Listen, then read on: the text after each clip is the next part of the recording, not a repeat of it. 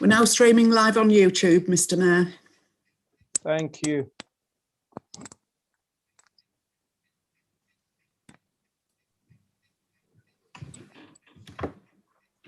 Is everybody in? We're still waiting for any more? I believe, well, Councillor Stevens is just joining us. Councillor Spencer may not be attending. Okay. Thank you, Janet. So we're going to go live. Thank you. Good evening, councillors, ladies and gentlemen. Welcome to the virtual meeting of the full council. Could I now ask that a roll call be taken so that the public viewing this meeting know who is attending? Thank you. Thank you, Mr. Mayor. Councillor Tracy Abbott. Present. Councillor Tom Ashton. Present. Councillor Alison Austin. Present. Councillor Richard Austin. Present. Councillor Peter Bedford. Present. Councillor Alan Bell. Present. Councillor David Brown. Present. Councillor Michael Cooper. Present. Councillor George Corner. Present. Mr. Mayor, you're present. I am here, present. Councillor Anne Dorian. Present. Councillor Deborah Evans. Present. Councillor Paul Goodale. Present. Councillor Martin Griggs. Present. Councillor Jonathan Noble. Present. Councillor Frank Pickett. Present. Councillor Brian Rush. Present. Councillor Judith Skinner. Present. Councillor Paul Skinner. Present. Councillor Spencer. I don't think we've got Councillor Spencer, have we? Councillor Yvonne Stevens. Present. Sorry, Lorraine, you missed Chelsea Tradford. I've got her apologies, Mr. Mayor. Ah, because you didn't say it. Okay. Councillor Peter Watson. Present. Councillor Judith Wellborn. Present. Councillor Nigel Welton. Present. Councillor Stephen Woodliff. Present. And officers attending, Rob Barlow, Chief Executive. Good evening. Good evening, Rob. Michelle Sachs, Deputy Chief Executive, Place and Monitoring Officer. Good evening, Lorraine. Present. Thank you, Michelle. Adrian Sibley, Section 151 Officer. Present. Tim Sampson, Accountancy Manager. Present. Jeanette Collier, Democratic Services Officer. Present. Pippa Rose, Democratic Services Apprentice. Present. Thank you, Pippa. I think that's everybody who I can see, Mr. Mayor. Thank you very much, Lorraine. Before we start and go to part one, I would like to take this up. Councillor Hasty. I just want to say I'm present, even though my name wasn't read out. Sorry, Councillor Hasty. Yes. Got you. Thank you. You are not marked as because I have seen you. Okay. Just before we start and go to part one and preliminaries, I would like to take the opportunity first to thank our flying tipping team for their hard work and the excellent work they do around the town. Secondly, I would like to thank Mr. Gilbert and his volunteers of team who created the new sign for Boston at Sleaford Road. Thirdly, I would like to pass the thanks of the Muslim community to the Boston Borough Council for their hard work to reach into other communities and for their effort to bring everybody together. Thank you. Part one, preliminaries. Are there any apologies? Thank you, Mr. Mayor. We have apologies this evening from councillors Vivian Edge, Martin Howard and Chelsea Trafford. Thank you, Rob. Are there any communications? Just one this evening, Mr. Mayor, and that's just to remind members that in accordance with the local authorities standing orders England Amendment Regulations 2014, all votes on the council tax and budget setting report will be taken as recorded votes. Thank you. Are there any questions from members of the council? There is a question from Councillor Anne Dorian and two questions from Councillor Brian Rush. Thank you, Mr. Barlow. Councillor Dorian, would you ask your question, please. Thank you, Mr. Mayor. You're welcome. Thank you. My question is to Councillor Paul Skinner. Councillor Skinner, you recently reported that you visited the COVID testing stations to say thank you to volunteers. Given the current restrictions, isn't that something which could have been done in writing or by hosting a virtual meeting? Thank you, Councillor Dorian. Councillor Paul Skinner, would you please respond? Thank you, Mr. Mayor, and thank you for your question, Councillor You're Dorian. welcome.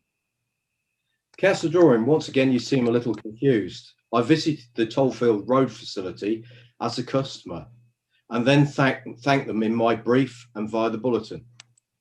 I, as leader, was invited by the NHS to visit the vaccination centre. A number of other leaders across the county were also invited to attend their local sites. I took the opportunity to say thank you to those working there on behalf of the council to show our collective appreciation for all their hard work. Thank you, Councillor Paul Skinner. Councillor Dorian, do you have a supplementary question? Yes, I do, Mr. Mayor. Thank you. Thank you for that, Councillor Skinner. I appreciate your answer. Currently, we're under COVID restrictions, and just watching the presentation on TV this evening, we're still under stay at home, protect the NHS and save lives.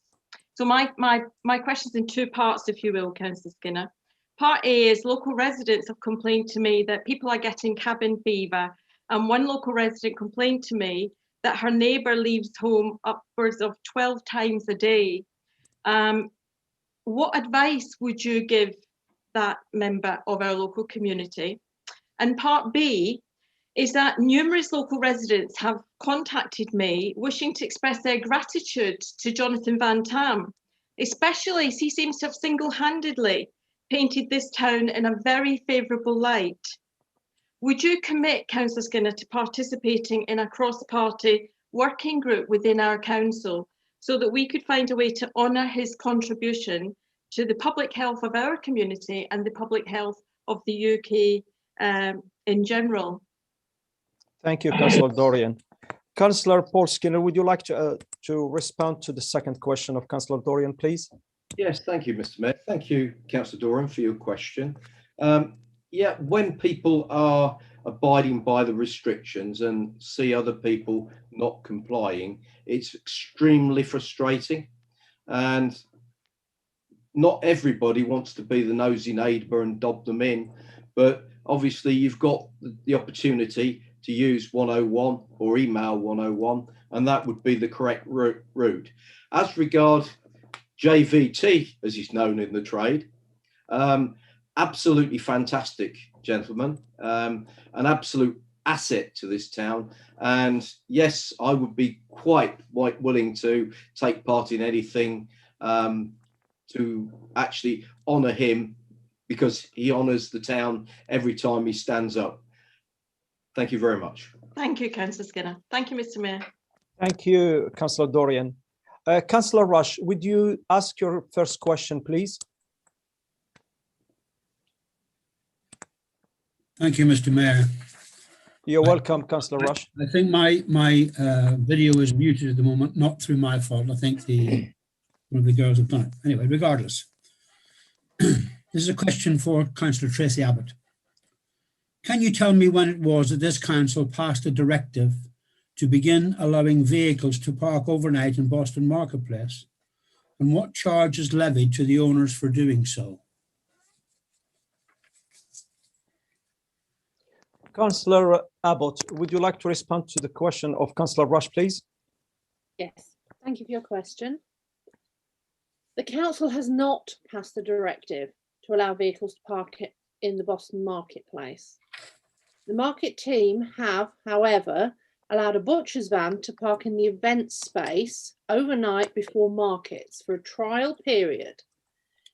If this causes any obstruction, issues, or complaints, we will happily review this process.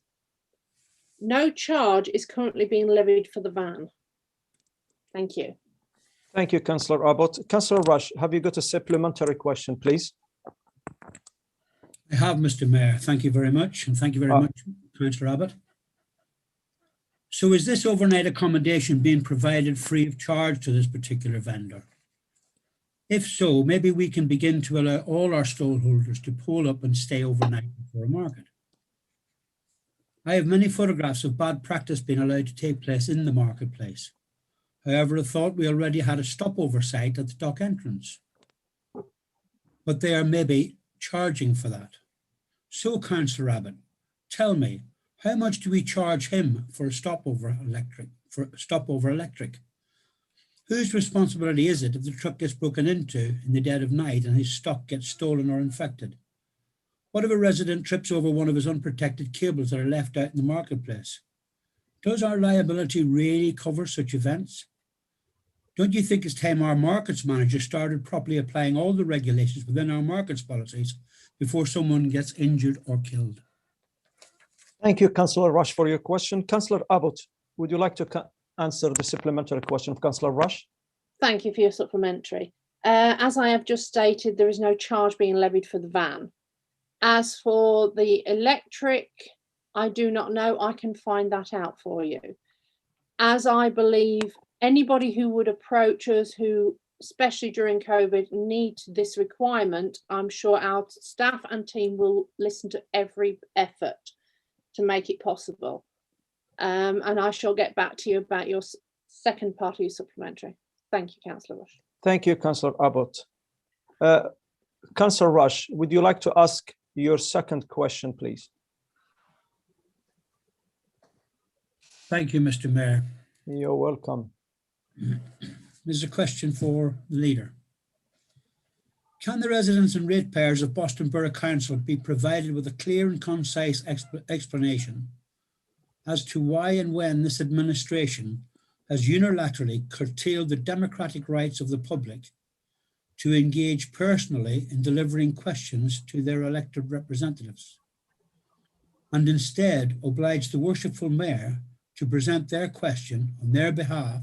What was the reasoning behind this? Thank you, Councillor Rush. Councillor Paul Skinner, would you like to respond to Councillor Rush's question, please? Thank you, Mr. Mayor. I certainly would. Councillor Rush, thank you for your question. The introduction of the local authorities and police and crime panels, coronavirus, flexibility of the local authority and police and crime panel meetings, England and Wales Regulations 2020, provided local authorities the ability to hold meetings remotely to avoid having to meet face-to-face and risk further spread of COVID-19.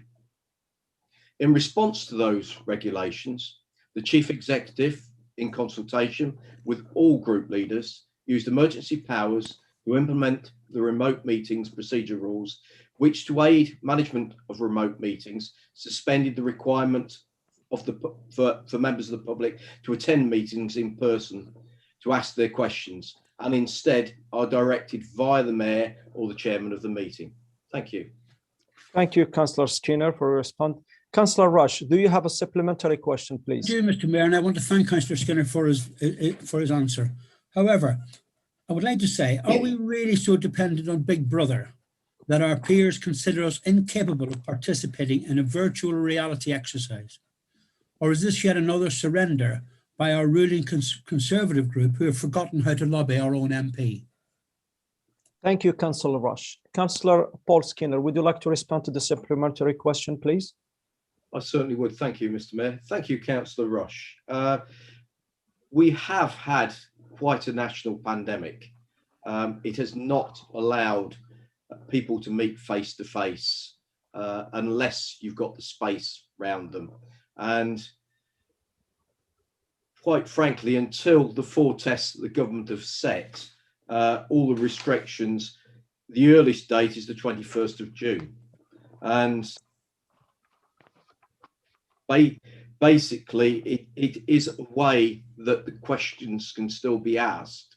But I, like you, would prefer to see people face to face. And let's hope people will value our freedoms and therefore actually follow the rules so we can get out this crisis quite quick. Because I, like you, I prefer face to face. Thank you. Thank you. Thank you, Councillor Skinner. Thank you, Councillor Rush. Are there any questions from the members of the public? We've got questions, Mr. Mayor, from Mr. Darren Abbott and Mr. Paul Blackburn. Thank you very much, Mr. Barlow. In accordance with the procedures rules for remote meetings, I will read Mr. Abbott's question to the meeting, which is directed to Councillor Jonathan Noble. A couple of a year ago, the council invested around £20 million in proprietary funds. Please, could you give the current valuations of these funds and the income received by the council from these funds in the current financial years? Thank you. Councillor Jonathan Noble, would you answer, please?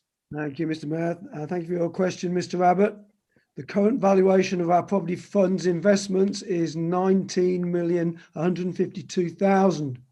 We budget to receive £977,000 per annum as a return on our property funds investments.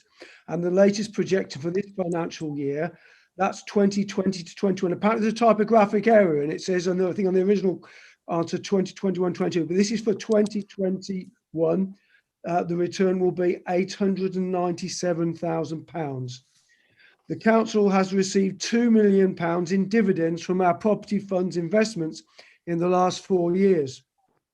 This information is in the public domain. It is presented to the Audit and Governance Committee. The last meeting of this committee was on the 25th of January, and details are to be found in the Treasury Management and Capital Strategy. Thank you, Councillor Noble. The supplementary question, I will read it for you, Councillor Noble.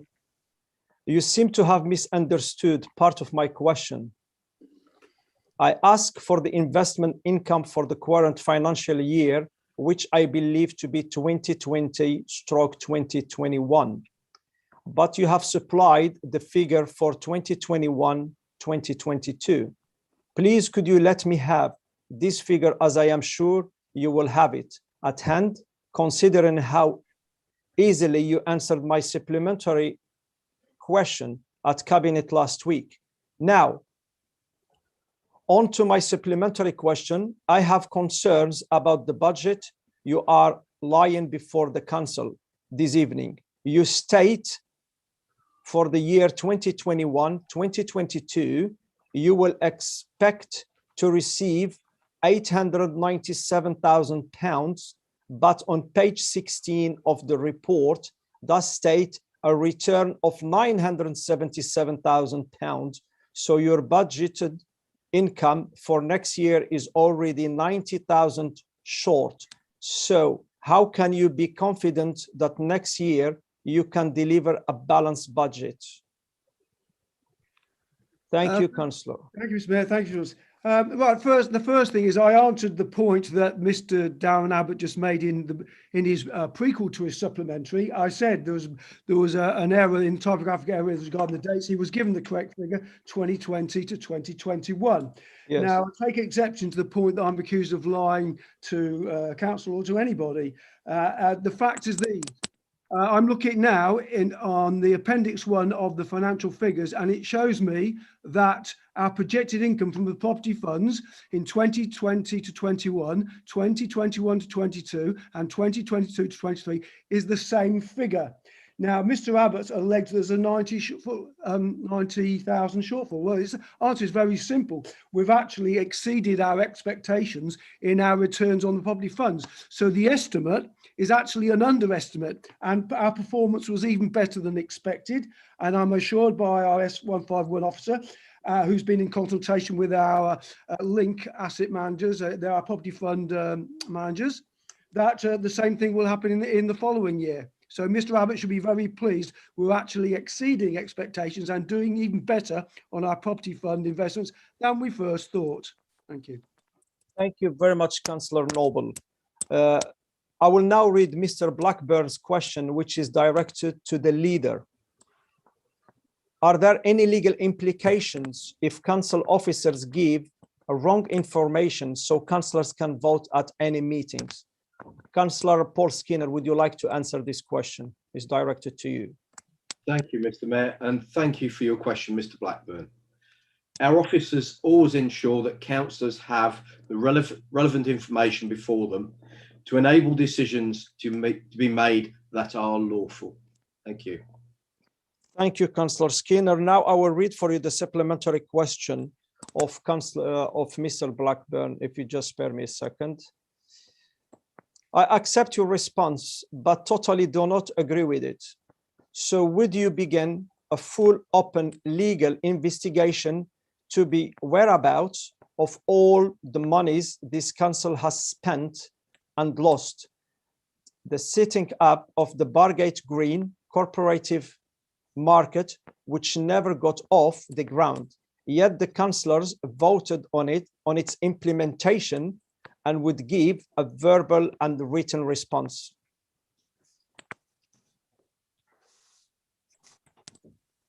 Is that clear, Councillor Skinner? Thank you, Mr. Mayor. Thank you. Obviously, slightly before my time, I believe. So I will look to respond in writing. Thank you very much. Thank you very much, Councillor Skinner. Now, I will inquire whether any members wish to declare any interest in respect of any items on the agenda.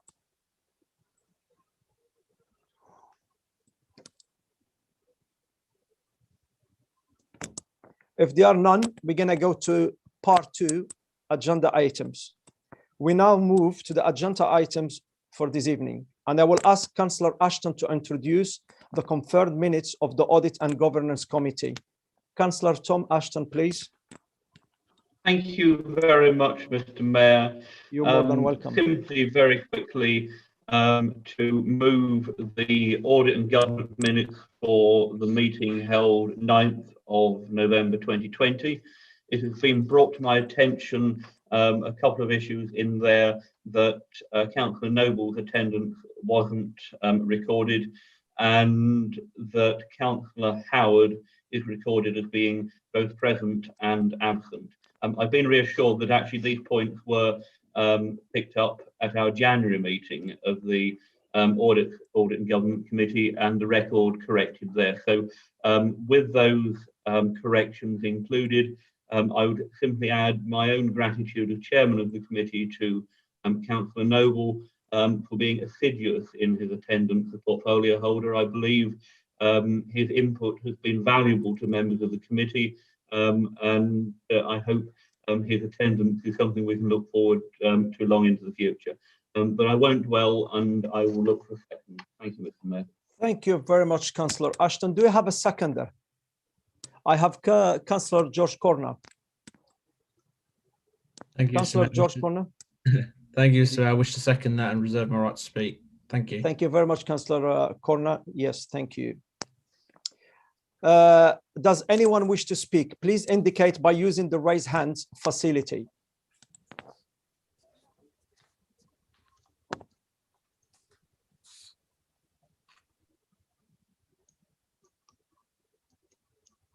I don't see any hands.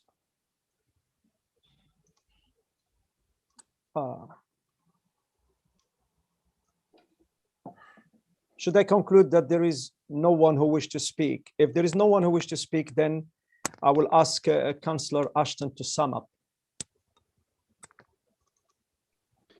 Would you like to sum up, Councillor Ashton, please?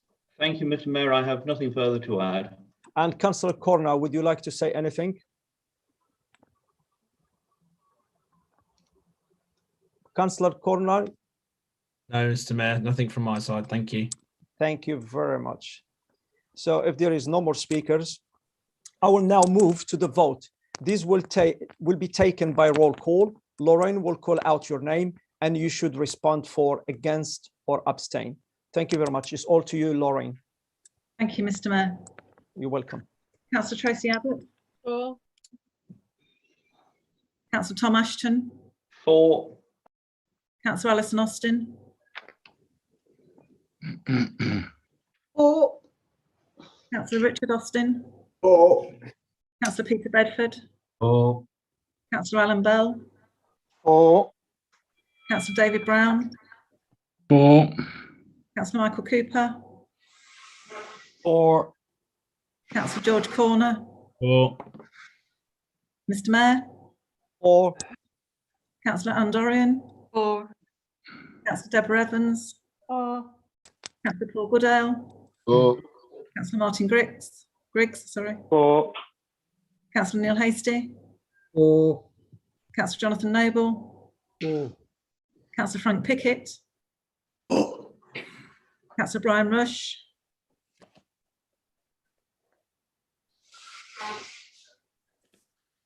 Councillor Rush.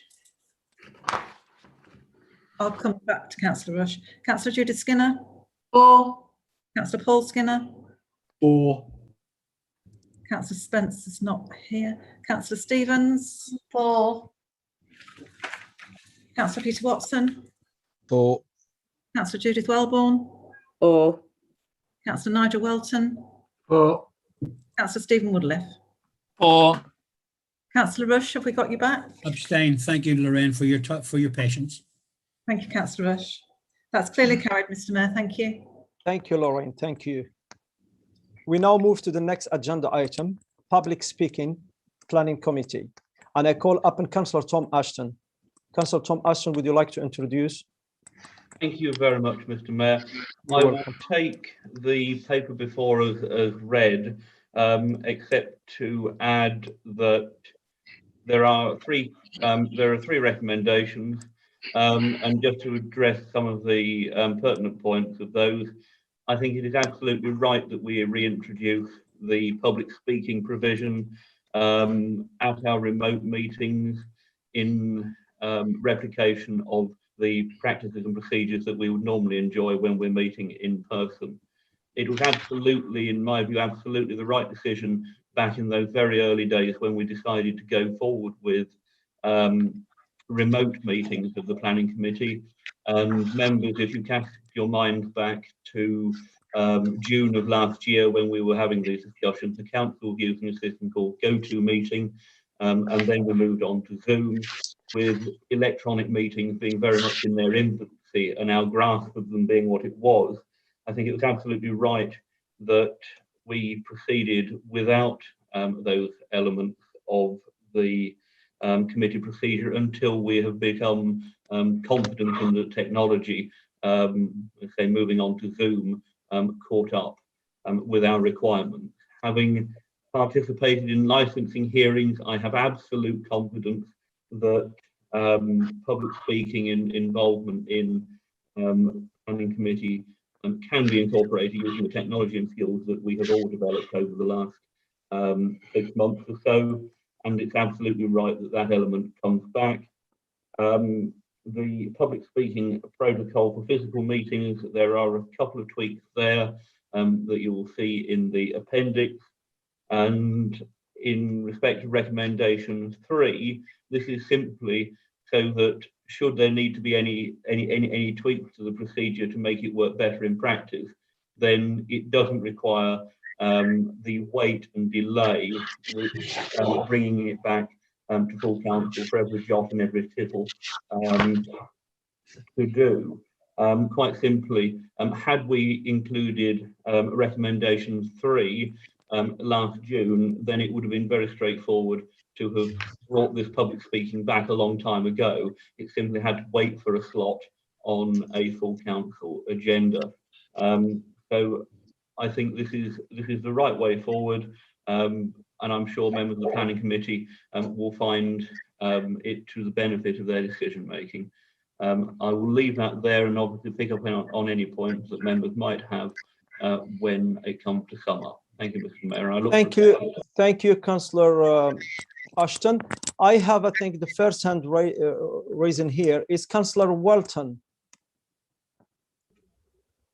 Mr. Mayor, we need to have the motion second before we can debate. Just the hand of Councillor Walton was before other hands. Is it something you want to inquire, Councillor Walton? No, Mr. Mayor, I just raised my hand. I wouldn't want to interrupt proceedings and would like it to be seconded first, if you don't mind. Okay, then, thank you. So we have a seconder then, is Councillor Walton. Thank you. Mr. Mayor, no, I'm not seconding it. I'm sorry, I raised my hand so I can speak during the debate. Oh, so you want to speak? Sorry. So I will go to Councillor Austin then, and I will come back to you, Councillor Walton. Thank you, Mr. Mayor. I'm very happy to second this, and I will reserve the right to speak afterwards before the chairman sums up. Thank you. No worries. Thank you, Councillor Austin. Now I'll come back to Councillor Walton. Yes. Thank you, Mr. Mayor. Just a few points. I concur what Councillor Ashton is saying this evening, and I look forward to having members of the public speaking at Planning Committee at the earliest opportunity. But the one thing I do want to raise during this debate, that I hope that this can now be used as a way forward so that we can have public questions and public at our meetings where they are entitled to speak. And I think that once we have the Planning Committee done and proven to be effective, then I think that must be the next move forward. Thank you, Mr. Mayor. Thank you, Councillor Walton. Councillor Woodliff.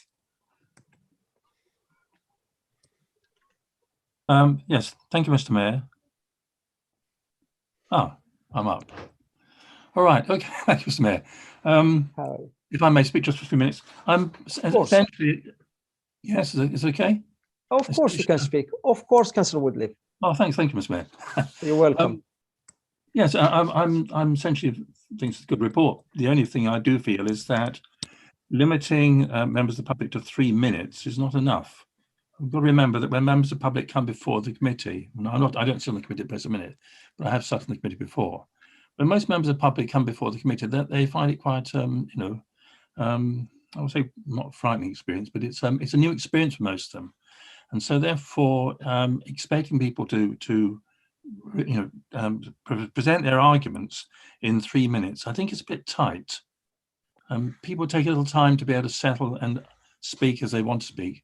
3 minutes, 180 seconds, it's not a lot of time. I think 5 minutes would have been better. It allows people to speak, particularly if it's a complex planning issue. So I don't think that 3 minutes is long enough. I think 5 minutes would be better because it gives people the opportunity to relax a bit when they're in front of the panel and then to say what they want to say without having to worry about every second passing. So apart from that, I think it's fine. I like the idea of committee members given the opportunity to ask questions of speakers.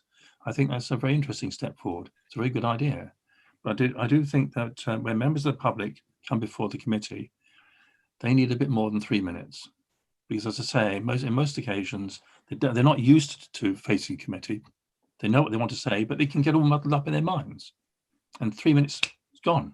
So I think we need to think a little bit more about the 3 minute side of things. 5 minutes would be better. Apart from that, it's very good. So I'll end there. Thank you very much, Mr. Mayor. Thank you. You're more than welcome, Councillor Woodliff. Thank you. I would just like to ask Councillor Tom Ashton, as he is the chairman of the planning committee. In normal meetings, what's the time limit for the public? Up until recently, Mr. Mayor, with your indulgence, if you don't, it's simply Hugh that's asking me, I'm sure. Up until recently, up until this change, members of the public have had 5 minutes speaking, but there's been no opportunity to question them. This paper suggests a 3 minute window and the opportunity of members of the planning committee to ask any pertinent questions that they might have in relation to the application or what they have heard. If it's of any reassurance to Councillor Woodliff or other councillors who may share the same concerns and considerations, I'd say that as chairman of the committee, the most important thing is that people are heard and that people's points are got across. And it is more important that people are treated equally than and fairly than anything else. And what I'd say is that I'm more than happy to use my own discretion as chairman should someone be struggling to get their points across. And the only and the means of making sure that that is fair is by making sure the other speakers have the same length of time as the person that took a little bit longer. The other thing I'd say, picking up on Councillor Woodliff's point, is that if we're happy with recommendation 3, then something like this, I'm more than happy to monitor with members of the committee in practice. And it is a very straightforward tweak to take it back to 5 minutes if it felt necessary, once we get rolling with it in practice and see how it works. Oh, thank you, Councillor Ashton, for your explanation. Thank you. I have Councillor Rush. Councillor Rush, please.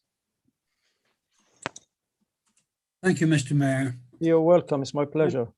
I'm inclined to agree with with one of my speakers, which is really talking about allowing the public to speak for 5 minutes. There is no lower restriction on that. There is a higher of 5 minutes, but of course the speaker doesn't have to use all that time. And in fact, it does give people time to compose themselves, maybe to rearrange something they've said. And I think we need to be a bit more public friendly, really, at council committees or planning committee. It is quite a daunting task for someone, which I'm sure at some stage most of us have experienced right at the beginning of our careers, if you like, political careers, for such as what they are. But I do believe that we need to be more public friendly. I do think that we need to be a bit more tolerant of some people's capabilities and those that maybe aren't quite so astute. But I would be inclined to go with a proposal for 5 minutes as a maximum. Thank you, Mr. Mayor. Thank you, Councillor Rush. I have Councillor Bedford. Councillor Bedford. Yes, thank you, Mr. Mayor. Very supportive of this and very pleased to see it here. I take it that this is from the committee meeting on Tuesday the 9th, that this will actually come into being, should we say. But the only thing that to me is short in this report is where the member of the public who wants to speak, where they contact. There isn't an email address, a direct telephone number or anything. And that is the one thing that I think should be there, or certainly flagged up on the website, because obviously Tuesdays we're only 8 days away from the first meeting, which this says from the 9th of March. So I assume it will be the 9th of March's committee. So can the portfolio holder or the chairman of the committee please tell me where the member of the public or members of the public that want to speak, the direct contact number. Thank you, Mr. Mayor. Thank you, Councillor Bedford.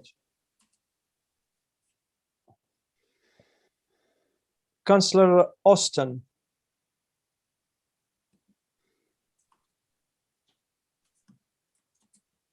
Councillor Alison Austin, I think. I was waiting to see if there was anyone else who wished to speak before I summed up. There is Councillor Dorian, if you want to wait, or you want to sum up now, or you want to speak now. The choice is yours.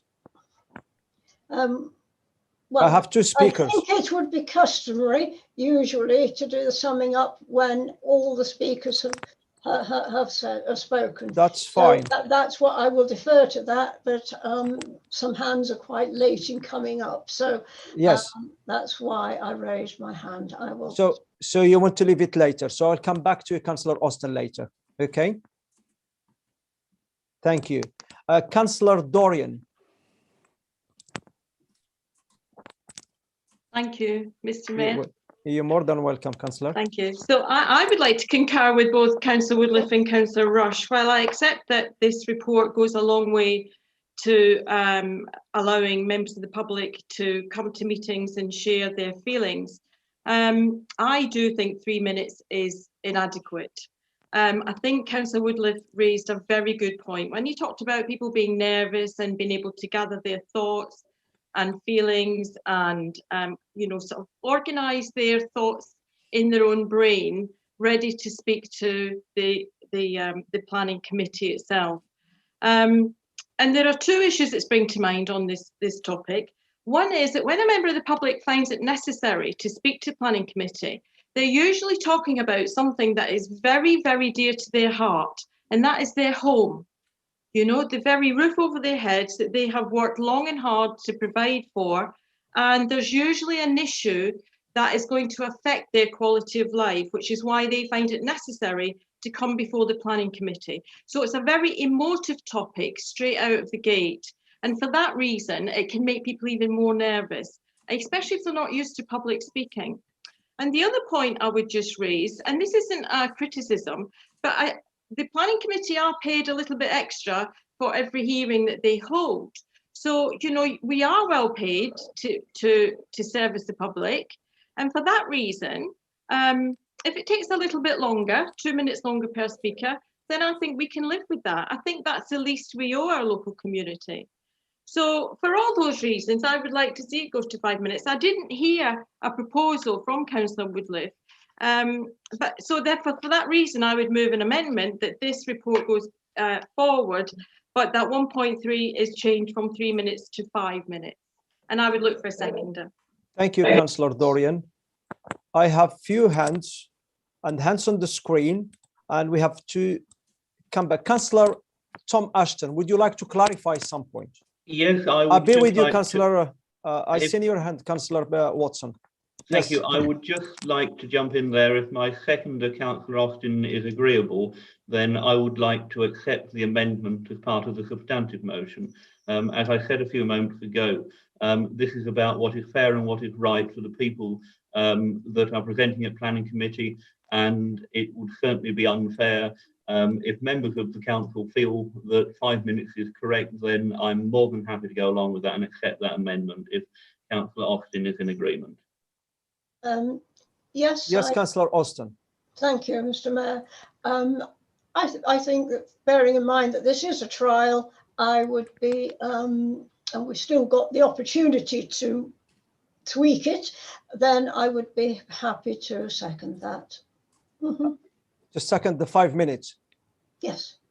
Okay. Sorry, Councillor Watson. I will go back to Councillor Judith Walborn. Thank you, Mr. Mayor. Actually, I've been beaten to it because I was going to second Councillor Dorian's amendment. But I see no reason, just because this is now, the planning meetings are going to be held virtually, that why should we reduce the time by 2 minutes? It seems rather unfair for the reasons described by the other members. So thank you, Mr. Mayor. You're welcome, Councillor Watson. Councillor Judith Walborn. I can't hear you. You are Sorry. muted. Wrong button. Oh, don't worry. Yeah, I completely agree with the 5 minutes, but also I do agree with what Councillor Bedford has said. There is no contact details on this paper, and we do have a planning committee meeting next week. And I've been already questioned about how people can contact as to what they need to put forward and everything else. So I would like some clarification on this matter. Thank you very much. Thank you, Councillor Judith Walborn. Councillor Noble. Thank you, Mr. Mayor. First of all, I congratulate Councillor Ashton on his flexibility on this matter, because I have to say it's a matter having seen the paper, I discussed with him very briefly before this meeting, and Councillor Woodliff made some very valid points. We councillors, we're used to public speaking. A lot of the people who come before planning committee are not used to public speaking. They can be incredibly nervous. They may stutter over their words and so on. But the other good thing about this proposal is that we can ask questions, because so many members of present full council have been members of planning committee or still are. And there have been numerous times when we've been wanting to be able to ask questions of a speaker, and we haven't had that facility or ability to do so. So if you think that now there's 10 minutes of questions, plus the 5 minutes allowed to a speaker, there's ample time to investigate people's either positions in favour of an application or against it. So I welcome the whole concept. I think it's good. Thank you, Mr. Mayor. Thank you, Councillor Noble. Now I will go probably to Lorraine, if she can give us an explanation, or the chairman of the planning, about how to contact members of the public. The question which is raised by Councillor Judith Walborn. Can anybody answer that, please? Mr. Mayor, Yes, I can advise you that my contact details are on the planning committee agenda, which was published last Friday. Okay. And that is on the website. And also the planning department have written to all interested parties and explained how to register to speak and who to contact. So the information is already there. Yes, Mr. Mayor, yes, thank you. Yes, Thank Mr. you. Mayor, and there will also be written guidance produced and put on the website for the members of the public once this protocol has been agreed. This is just the basic protocol that will be an appendix to the Constitution. Thank you very much, Lauren. Thank you. Well, we have an amendment. We're going to vote on the amendment first, and then we go back to our main one. Yes, Councillor Austin. It's Mr. Mayor, it's not an amendment. It's been accepted into the substantive motion. That's fine then. So we go to the vote for the original proposal. Yes. Still needs to speak, and Councillor Ashton needs to sum up. Yes, Councillor Austin. Yes. Thank you. I had reserved the sorry. Yes. You reserve your right to talk. Yes. To speak, so I will do now. Thank you.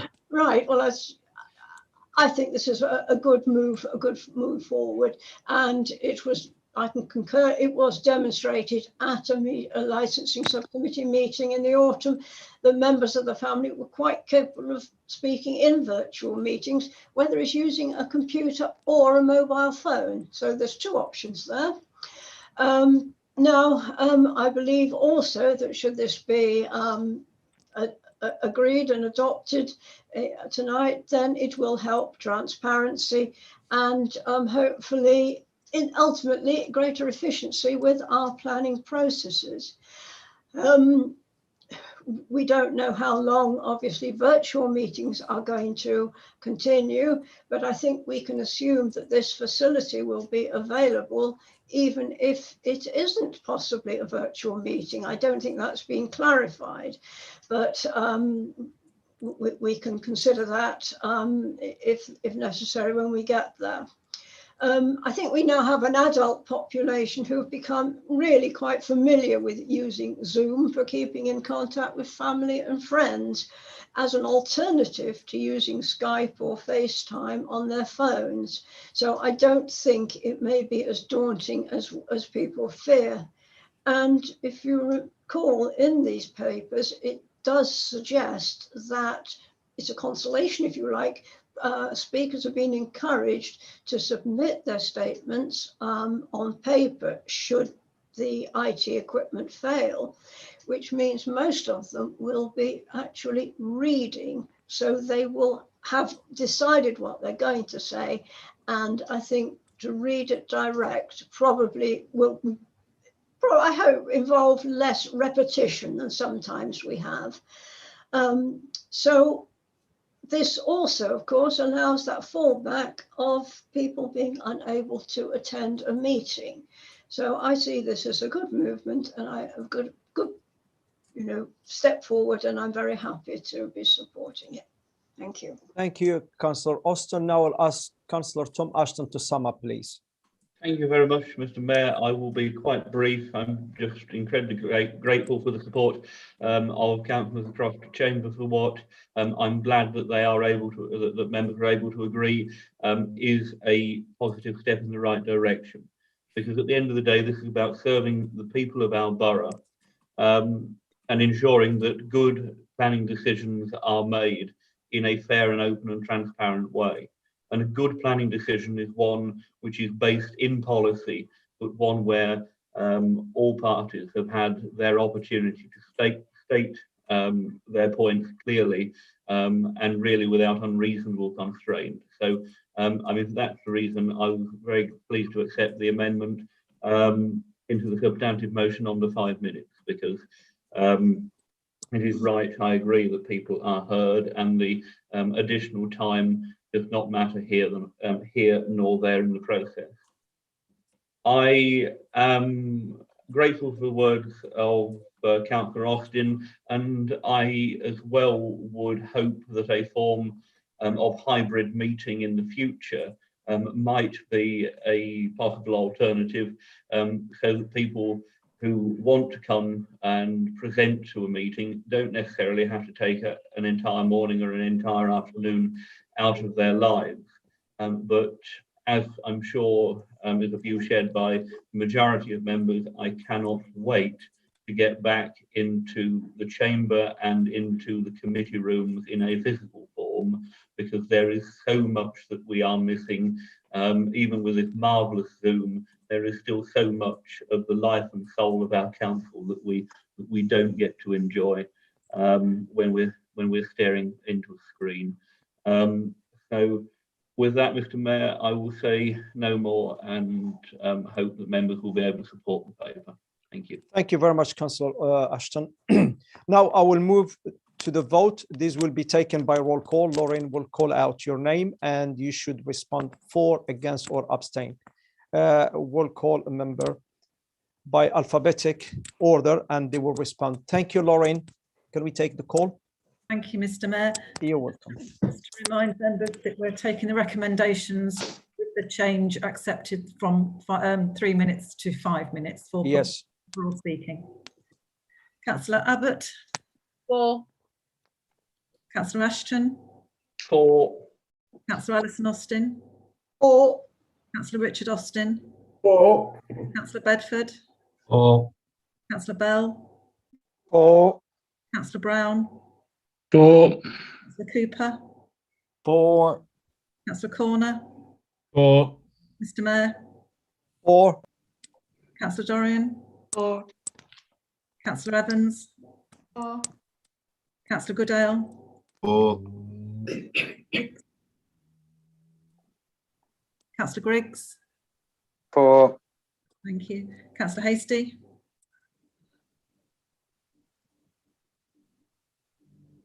Councillor Hasty. For. Thank you. Councillor Noble. For. Councillor Pickett. For. Councillor Rush. For. Councillor Judith Skinner. For. Councillor Paul Skinner. For. That's not here. Councillor Stevens. For. Councillor Watson. For. Councillor Wellborn. For. Councillor Welton. For. Councillor Woodliff. For. That's carried unanimously, Mr. Mayor. Thank you. Thank you very much, Lauren. Thank you. We now move to the final agenda item, council tax and budget setting, medium-term financial strategy, and I will call upon Councillor Jonathan Noble. Councillor Jonathan Noble, would you like to introduce your? Thank you, Mr. Mayor. Given the economic difficulties this country has faced in the last year, I'm pleased to say the council's finances remain in a relatively healthy position. Our proposed recovery budget now shows a balanced position for 2021-22. Recent beneficial amendments have been made. Boston Borough Council's proposed and proportionate share of next year's council tax increase, next financial year's council tax increase is very modest, 2.57%. Let's put that in context. The police plan to increase their precept by £15 and Lincolnshire County Council by £26. Our increase is a very modest £4.95. Our reserves remain healthy. We have 13 million in reserves. In the capital reserve, we have 5.5 million. And of course, we're putting aside our profits from our property fund investments into a mitigation reserve. Savings requirements for 2022-23, not this coming financial year, but the year beyond, the savings requirement is now 500,000, not 700,000 or 900,000, as is suggested on page 5 of the documentation. All this is as a result of full council support of PSPS's business offer. Strategic Alliance savings of £400,000 are built into next year's budget, 2021-22. The council expects to make savings of another 200,000 in the following year. £36,000 has been set aside to adopt the Living Wage Foundation pay scale for our least well-paid workers. Now that figure is £9.50 an hour, as opposed to the national minimum wage of £8.95. So that's a 6.15% increase for our lowest paid workers. 60,000 has been set aside to cover the Internal Drainage Board's increase of their precept by 2.5%. This is a recovery budget. Apart from the much publicised financial help, both this, our council, and local businesses have received from the government to compensate for losses suffered as a result of 3 national lockdowns during the last year. More recently, further monies have been forthcoming, specifically 495,000 from the Community Champions Community Cohesion Grant. We're expecting another 50,000 from the Council Hardship Fund for 2021-22. In addition, 25 million of Towns Fund monies is expected in March. We are also confident of receiving another tranche of funding from the Ministry of Housing, Communities and Local Government for further loss of fees and charges monies, given that the 3rd national lockdown has not yet ended. No date has yet been set for the government's delayed fair funding review, but we must accept that in the fullness of time, central government funds to our council will progressively diminish. So it behoves us to adopt a very prudent approach to financial management. We cannot shake the magic money tree with gay abandon, as happens with central government. I'm going to give you some example of monies. Going back to 2019-20, our gross budgeted income was 40,096,000. For this coming year, it is only 33,607,000. So this is why we have to be very prudent with our monies, because central government funds to us will gradually diminish over time. In 2021-22, our council will be part of a business rates pool across Lincolnshire, enabling us to retain additional resources. So to recapitulate, the council is in a healthy financial position. We will need to make savings in future years, but these can be achieved with continued careful financial management. So I commend this draft budget, this balanced budget, this recovery budget, and the associated medium-term financial strategy to the full cabinet. And I move the following recommendations, and these are on page 2, and I'll just read them out. And they are: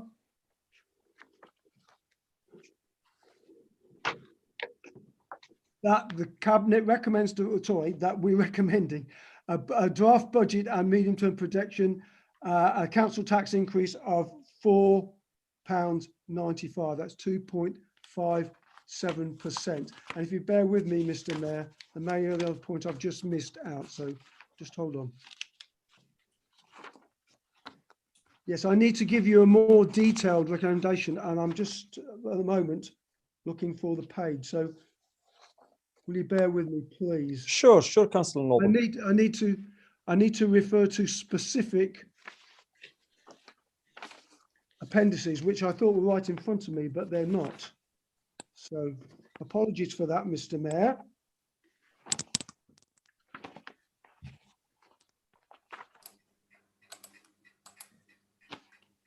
Mr. Mayor, Councillor Yes. Noble's Yes. speaking time is virtually up, but obviously you may wish to give him the opportunity to finish.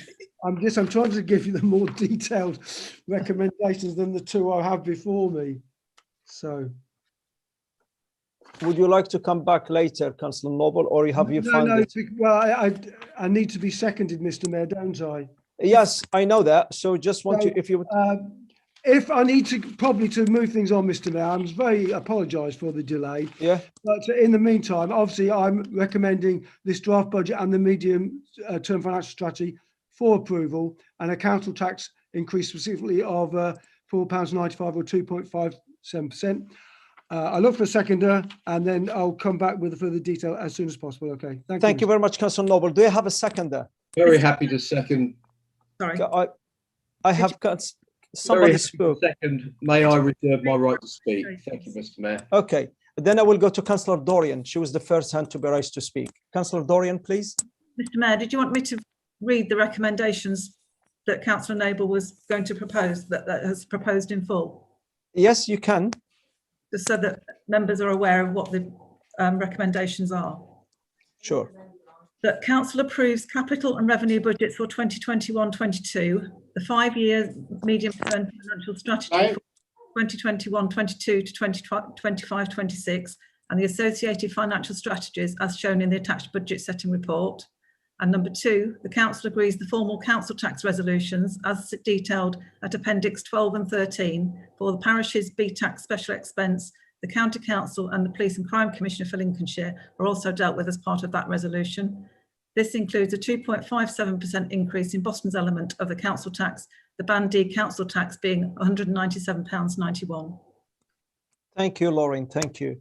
Now we'll go back to Councillor Dorian, please. Thank you, Mr. Mayor. You're more Just than before I start, Councillor Noble, I appreciate you looking for documents. Would you just clarify that £500,000 figure for me, please? Does that Yes. change the number on page 25 in the summary and then the number on page 26? Yeah, just hold on while I find page 25, please. It currently says, if it helps, Councillor Noble, it currently says £700,000 per year savings required, and you mentioned 500,000. I did, yes, because as I said in my beginning of my speech, we've made slight amendments, given, for example, that having agreed the PSPS proposal, that's allowed us now to only require a budget saving in the financial year 2022-23 of 500,000, not 700,000, or even 900,000, which I think it says on page 5. Is that clear? Yes, so we changed the 700 to 500 on page 25 in the summary, and then we do the same on 1.2 on page 26.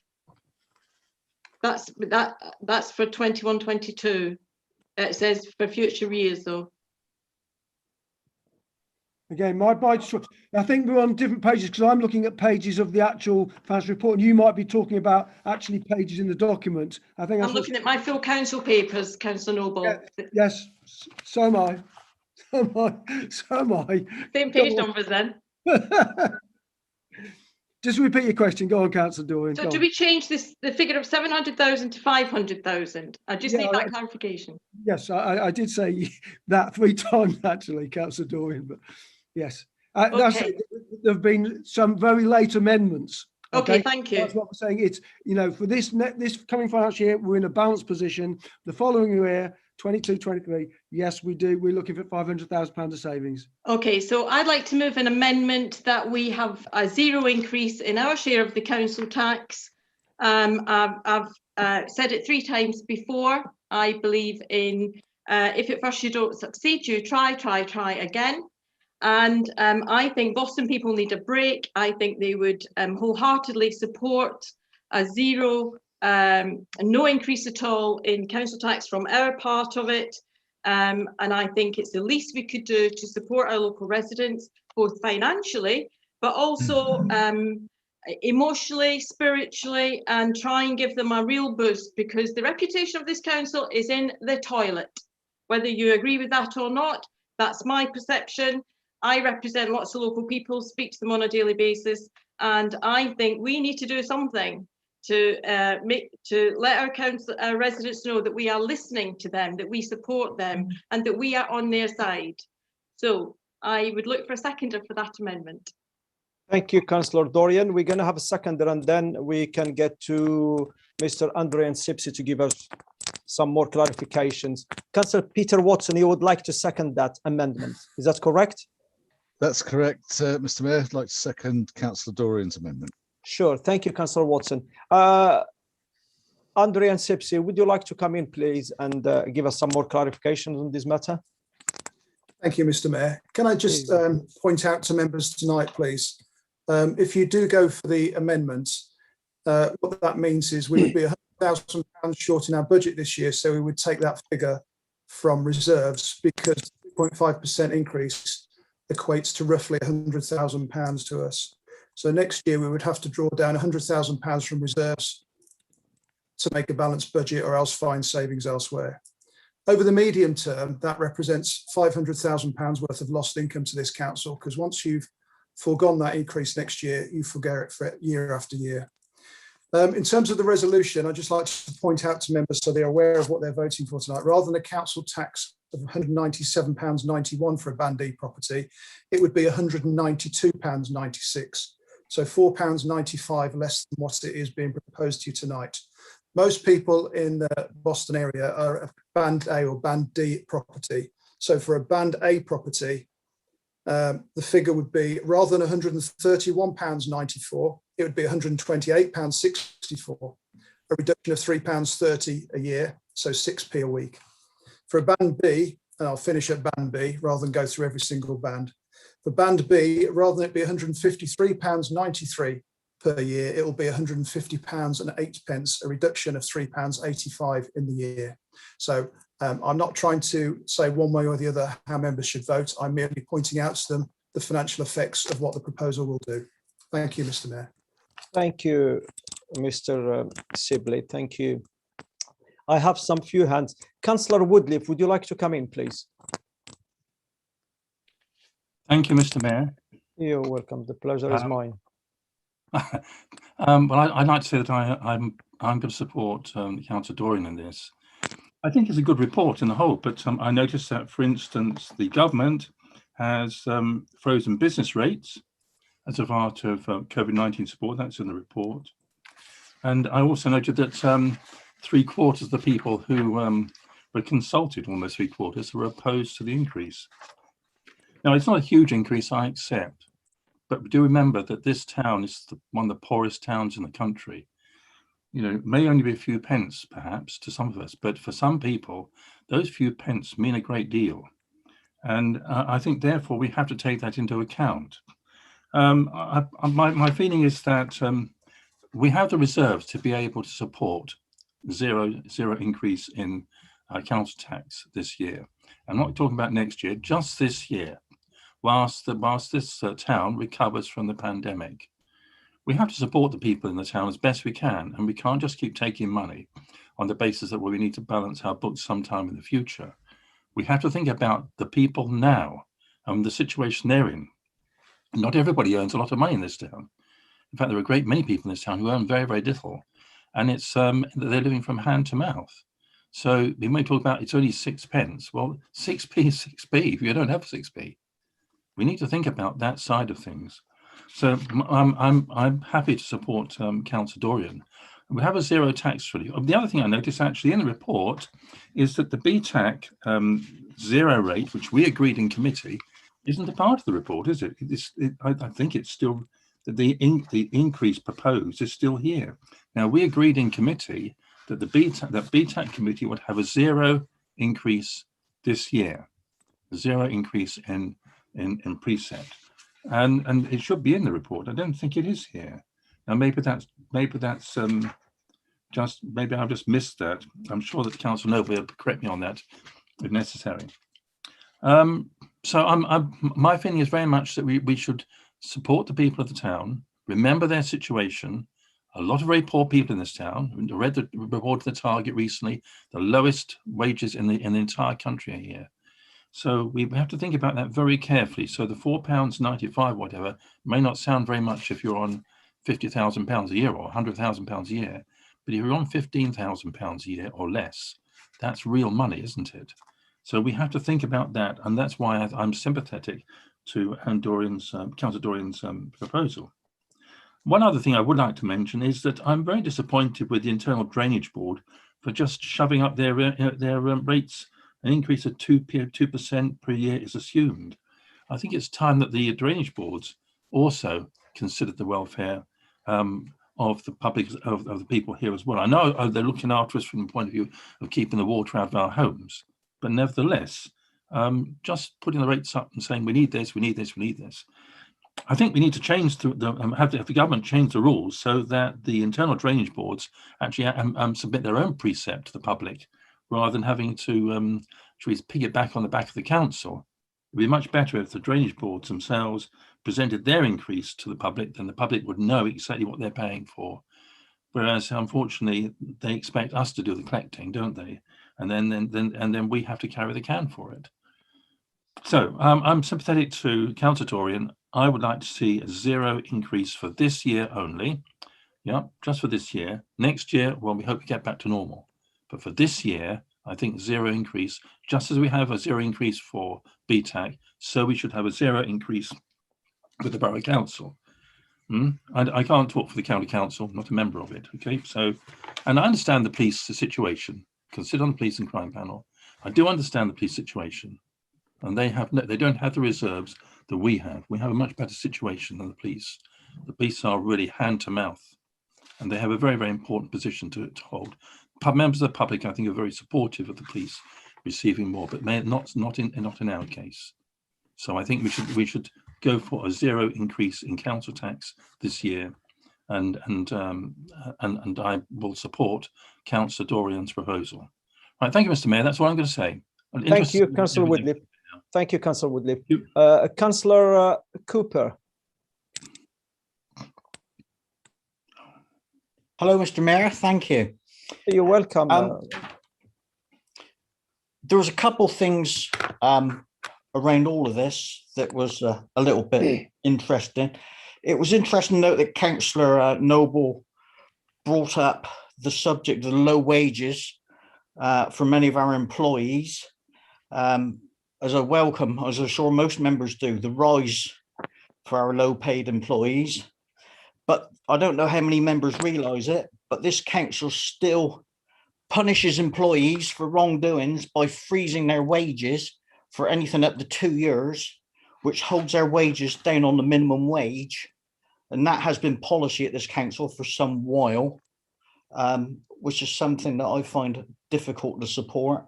And just a note on the IDBs, this government, this Tory government, is taking away, or is about to take away, the subsidy on red diesel, which most of the pumps in this area run on, that pump the water out, that keep us dry. And when they take away that subsidy on the red diesel, and the drainage boards have to buy road fuel to put in those pumps that use a vast amount of fuel, this will probably increase the drainage boards costs by somewhere in a region between 20 and 30,000 pounds a year, and that will end up being passed on to the ratepayers, unfortunately. So again, this government hasn't done that well all the way around by all of us. Thank you. Thank you, Councillor Cooper. I'll go to Councillor Watson. Thank you, Mr. Mayor. You're welcome. Well, from where I stand with this, I can see, just looking at the executive summary on page 5 of 30, earmark reserves at 1st of April 2021, 12.243 million, and for 2021-22, 12.589 million. So that boosts in the next 12 months the reserves by some, admittedly increasing council tax again by 346,000. As the one officer has already said, the difference between not increasing council tax is some £100,000. I seem to remember a figure earlier of about £95,000, but I may be mistaken at a previous scrutiny meeting on this subject. If now is not the right time to actually help people out, only by this small amount, and of course, you know, save the pennies and the pounds will come. We're in a national pandemic, to put a perspective on this.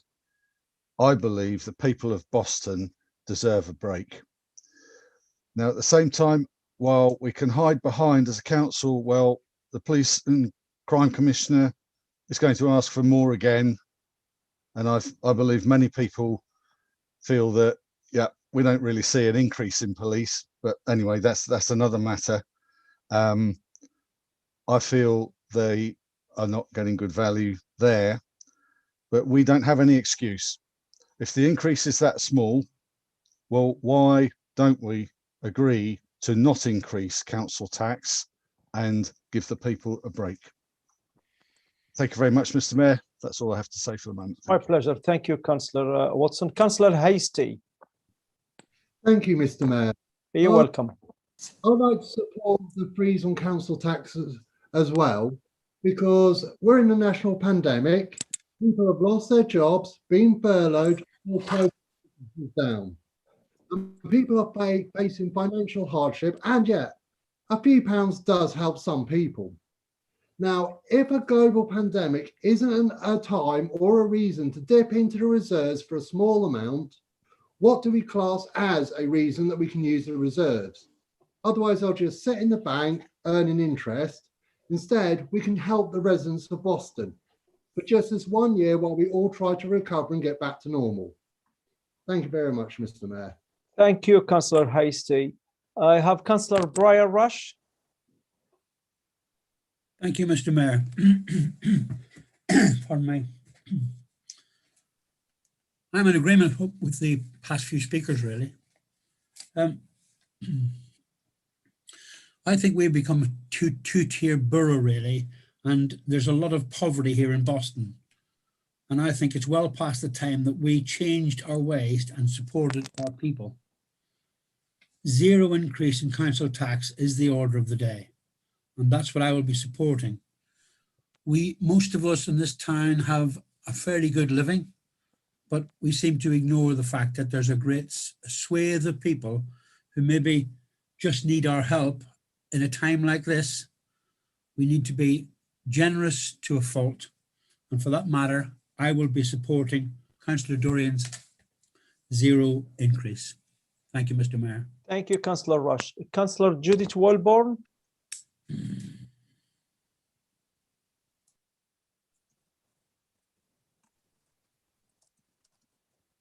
So I couldn't unmute, Mr. Mayor. Very sorry about that.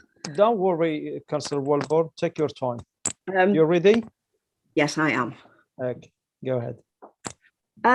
Basically, I do support what Councillor Dorian has proposed. We need, after reading all the people of what they've said about the situation in Boston and the increase in council tax, I think we owe it to the people of Boston for a change to actually do something for them. A lot of people now are cut out of getting council tax support. A lot of people are losing their jobs, losing everything they've got, basically. And we're saying to them, oh, we've saved all this by doing PSPS, by doing the Alliance. We're better off than we ever have been. And then basically we're saying, oh, but we're going to put your council tax up. To me, it's a kick in the teeth for the local people. I, for one, don't think I can face to the people of Boston when I walk down the street, knowing that I would support this and have tried to actually get 0%. I just think we're betraying the people of Boston by asking for them to do it this year. Any other year, I don't think we would, they would go sort of grumble. But this year particularly, I think we need to support the people of Boston, so in future they will support us. Thank you, Mr. Mayor. Thank you, Councillor Judith. I have Councillor Ashton. Thank you very much, Mr. Mayor. I'm delighted to have had the opportunity to debate this very point twice already, when effectively the same proposal has come to scrutiny. And I'd always been under the perhaps misguided impression that scrutiny was there to analyse this stuff, to improve it, not to debate it and then completely ignore any of the conclusions or anything that had been said during those previous debates. And I've genuinely apologised to councillors for, on my part, I am again going to make points which I have already made in scrutiny, and which I think are very basic points of responsible financial literacy. And that is to say that, as has been explained, there is still a £500,000 deficit in the budget the year after the one that we're currently in. And because of the way that local government finance has been set up since 2011, we do not have the discretion as a council to hold off an increase this year and then make up the difference next year, because we are capped at a set percentage every year. And if we forego this proposed increase in order to balance the budget this year and plug that gap out of reserves, we will be plugging that gap out of reserves from here until the end of this council. And if we did this 1, 2, 3 years in a row, because I'm sure the arguments that have been made this year could be made to a greater or lesser extent in any year, then we slowly burn through our reserves in order to balance our budget. And at the end of doing so, we go slowly bankrupt. And I don't think it's necessarily a bad thing, the system that we work to and have worked to since 2011, because by going with a small and modest increase every year, it means that this council can plan for the future. It means that households can plan for the future. And it means that we aren't in the situation where we might have been 20 or 30 years ago, when an administration going into an election might have been tempted to freeze council tax or perhaps even reduce it simply for the benefit of its literature, only then to make up the difference the year after in a non-election year. That was practice which happened in the dim and distant days of the past. And I'm very pleased that actually a result of the 2011 changes means that council cannot play politics with the council tax. And to support this amendment would mean voting to make a £500,000 deficit that we know is there for the year after the one that we're currently voting on, the best part of £90,000 worth. And this is the problem we have when opposition members come forward with a simple amendment, rather than taking the time and trouble that most serious, sensible, proper opposition, the length and breadth of the country would do, and actually put the time and effort in to come forward with an alternative budget and to show where the money is coming from, not just in the year coming, but going forward over the forward projections that are already contained in our papers tonight. Come up with an alternative set of plans, not just effectively a slogan for tonight, but a financial plan for the sound and for the security of the council over the next 5 years. Because then perhaps it would be useful if members putting this forward could demonstrate what they intend this council not to do, what cuts they would make in 22, 23, 23, 24, 24, 25, that would be necessary to pay for the folly that they're proposing tonight. Because at the end of the day, we are tasked with providing services to the people of this town, and it is the services and therefore the people of this town who suffer if we go up a blind alley such as the one that's being suggested this evening. Thank you, Mr. Mayor. Thank you, Councillor Ashton. I see another hand. Councillor Griggs. Councillor Martin Griggs. Thank you very much, Mr. Mayor. Yeah, and Councillor Ashton covered a lot of my points far more eloquently than I could, so I won't attempt to reiterate what's been said too much.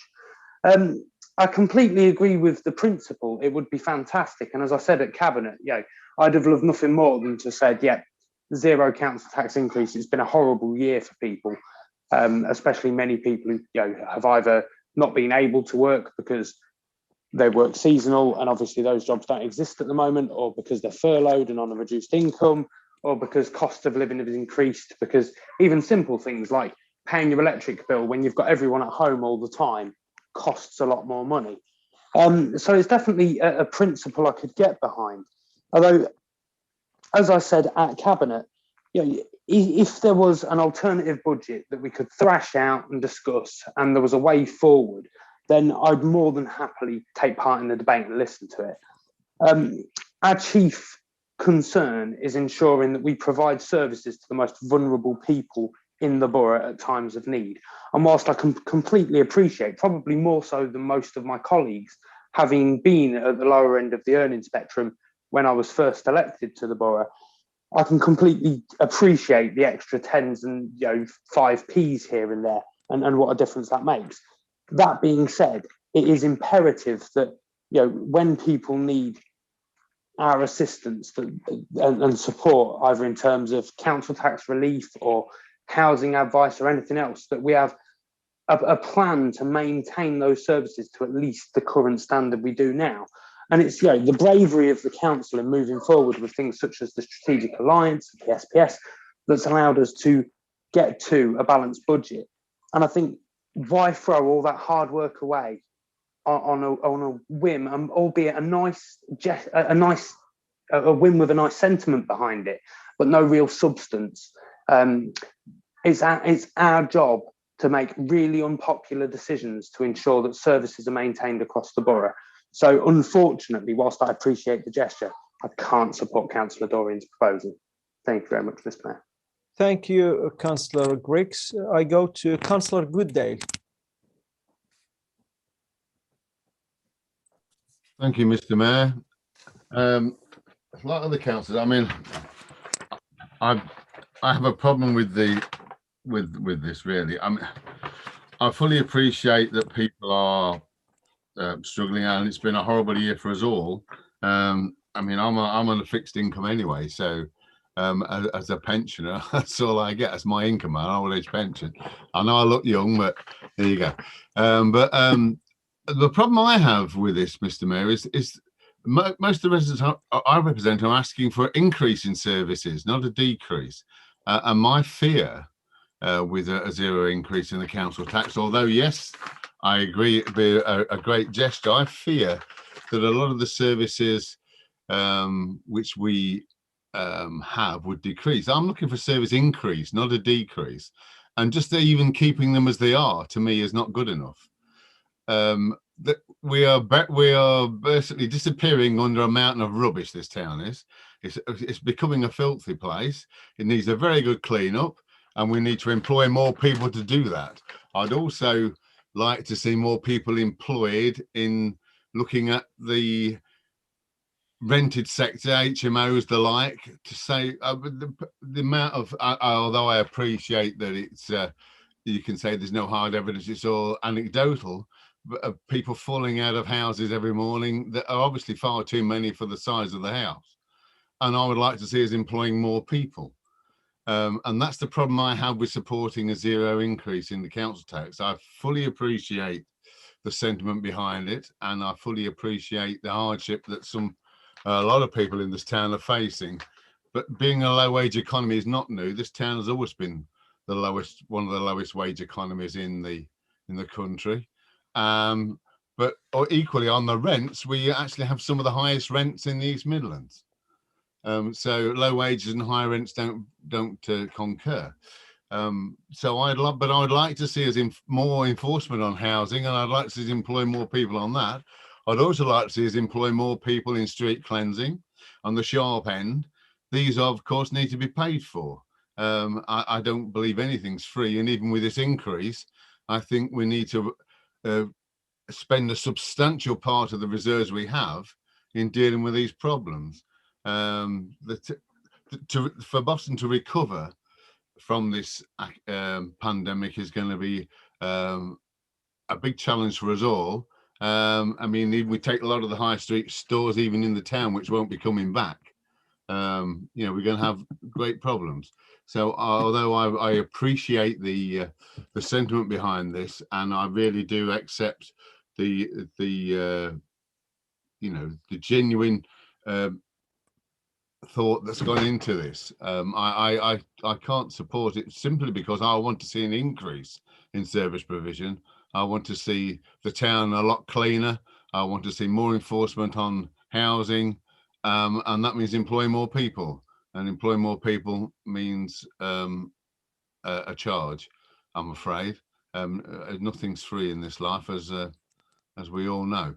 Although I can't actually support this budget as such, but I can't support a zero increase either. And it's all right, people sit in the administration saying, well, where's your budget? Where's the opposition budget? I've always found that every year rather a strange thing to suggest when the administration sit there with all the officers, giving them all the advice and information they need, and then for over a month they say, well, where's your budget? Where's the costings? And where I mean, I say, give me the advice of Mr. Sibley for a whole year, I'll give you a budget. Yeah, but it'll be different to yours. And then I'll say the same thing to you. Well, where's your alternative budget? You've had a week. What's going on? I mean, let's be honest. Let's be fair. Let's be reasonable. But I can't actually support the zero increase for the reasons I've stated. I want to see an increase in service. Keeping as we are is not an option for me. We need to improve the services we provide. Thank you, Mr. Mayor. Thank you, Councillor Goodale. I have seen Mr. Sibley. Would you like to speak? Because I've seen your hand and you took it off. Thank you, Mr. Mayor. What I'd like to do is come in when everybody's had the chance to speak just before you go to the vote. So I did put my hand up, but then I saw other people put their hands up, so I took it down so I could raise it later. Sure. So I will come back later to you before the vote, okay? We have Councillor Abbott.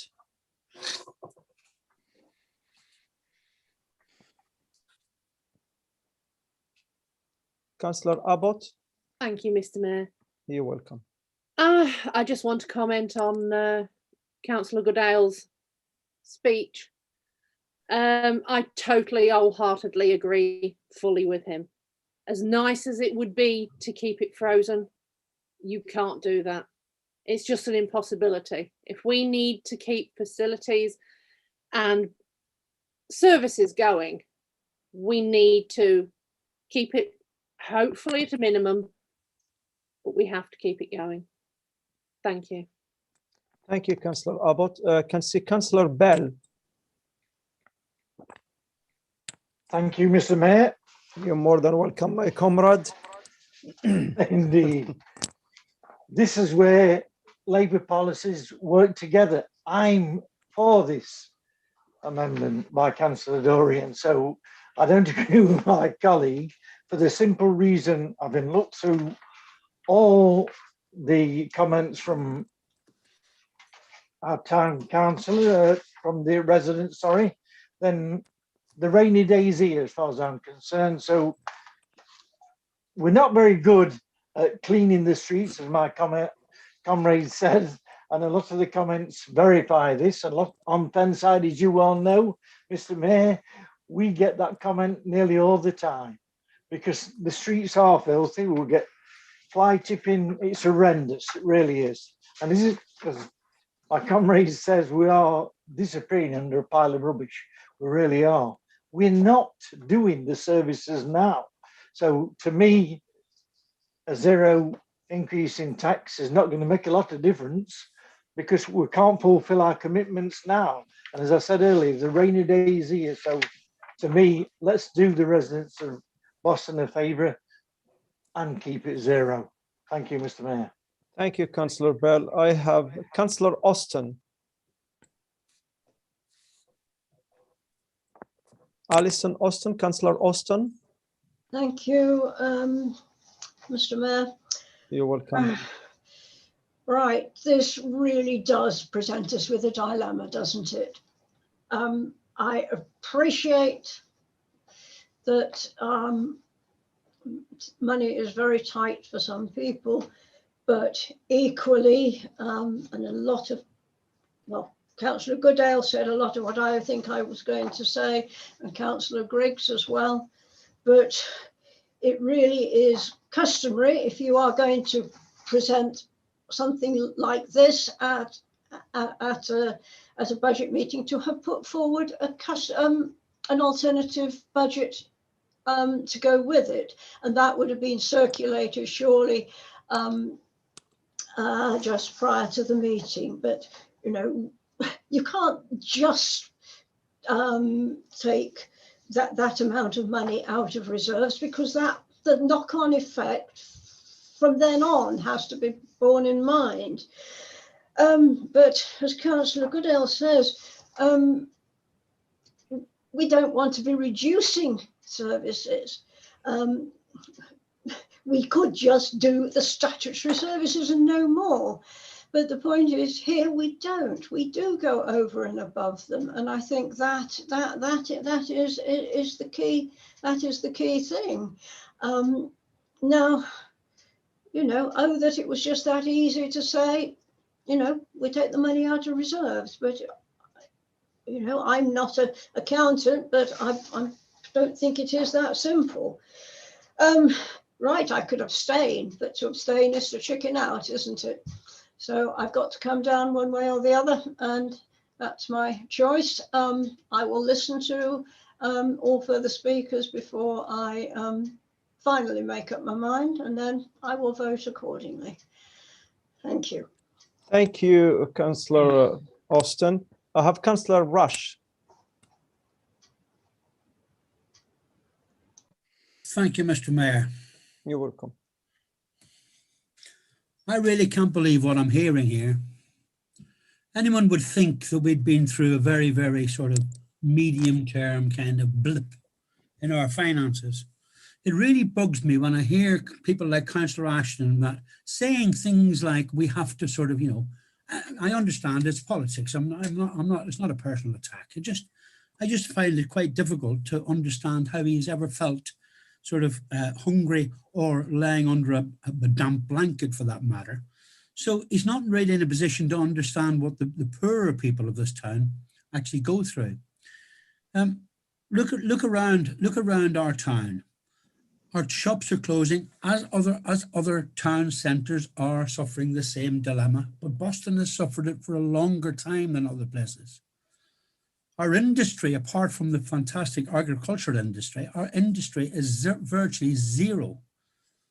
The people of this town are tired of being kicked around by councillors who change their socks every 4 years and then come back with the same kind of platitudes about we have to tighten our belts. We seem to be tightening our belts or not wasting money when things are good, and then tightening our belts because we can't afford it when things are bad. So as the man said in the cafe, when do I get to eat? We need to start thinking about the people who vote for us. Think about the way they live. Think about their daily grind. Because frankly, ladies and gentlemen, most of you around the table that I share do not have a clue about what that feels like, to have some children sitting there with nothing to eat at times. I understand that we are a very, very well feckled community, but not all of us. A lot of the people, and I drove through today, and no disrespect to Fenside, but I drove through to get an injection down at the school down there, the former school. And I have to be honest and say, those poor people down there are the most decent people I've ever met, but they look to us and ask us, what are you doing for me? And I'm going to ask you the same thing. What are you doing for the people who put you onto the seats that you sit on to talk about their poverty, to talk about their life, to talk about their children? Listen, things are not as bad as you are painting them. We need to stand up now and share our wealth with the people, even if, as Councillor Ashton says, and he's quite right, we will have to pay for this over the long term.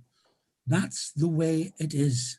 Let's do the right thing, gentlemen. Let's forget the party politics. Let's forget about how wealthy we are. Let's start talking about who needs what and who really needs what. That's all I will say, Mr. Mayor. Thank you for allowing me to speak. Thank you, Councillor Rush. I have Councillor Evans.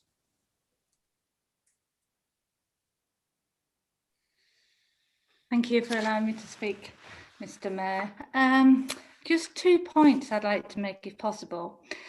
One was last year, I sort of fought for zero council tax because I felt with all my heart that that was the way forward. And some of the people that are voting for the zero now were actually fighting to have it put up above what was being recommended that we needed. So this was a learning curve for me, that people would actually vote to put it higher than we actually needed for the budget. So imagine my surprise when we sat here and we now they're voting, as the people that were voting for above are voting for zero. So it surprises me. Politics is always a surprise. So I've decided, after much thought, because I don't assume that anybody around the table has not had really bad times or might not be going through bad times now. But I think if we don't look at this budget and go with this budget, I think they're going to have to increase it even more, and then it might be worse further along the line. And I just wanted to, I know it wasn't intended, but I'm slightly worried that anybody listening might think that Boston isn't sort of trying its very hardest to sort out the fly tipping and the rubbish. And I was aware, actually, my ward is Stanyland ward, and it was a Stanyland car park. So accidentally, somebody thought it was my ward. So of course, I got in touch and I just got on with it. And I got in touch that day with the fly tipping team. They'd been out, 2 teams had been out from 7 o'clock in the morning. One team was dealing with 20 visits to clear different sites. The other team, 23, so that's 43 sites in one day. And they actually said, we will fit that in at the end of the day. And they actually agreed to fit in something that we'd rung up there on the same day. So I agree with a lot of what Councillor Goodale said and Councillor Gregg said. We need to win the battle, and by taking away some of the finance that helps us win the battle, it's going to get worse, because at the moment we're doing the very best. And they're just the 2 points that I felt I'd like to say. Thank you. Thank you, Councillor Evans. I have one hand, Councillor Nigel Walton. Thank you, Mr. Mayor. I'm going to be extremely brief, which will be a relief to everybody. Councillor Evans said that she was surprised in the change of attitude from last year to this year. And I'm just going to say where I think that's coming from. County elections in May. Isn't it nice on opposition leaflets of how wonderful they are this year? Totally different to what they were last year. Thank you, Mr. Mayor. Thank you, Councillor Walton. Is there any more speakers? Yeah, Mr. Mayor, I'd like to make a point of personal explanation, please. Sure, Councillor Dorian. The slur being levelled against some councillors. Just for clarity and not to mislead the public, the people who voted against the council tax increase last year were Councillors Bell, Dorian, Goodale, Rush and Watson. So that's for clarity for members of the general public. All those councillors voted against council tax rises last year. Thank you, Mr. Mayor. Thank you. If there are no more speakers, then we're going to go to the vote on the amendment. Okay, Lauren, can we take? Mr. Mayor, can I just come in before you go? Yes, sorry, Mr. Sibley, you slipped out of my mind. Yes, please, you can. Thank you. It's just I need to make a technical point, if I may, please, Mr. Mayor. Sure.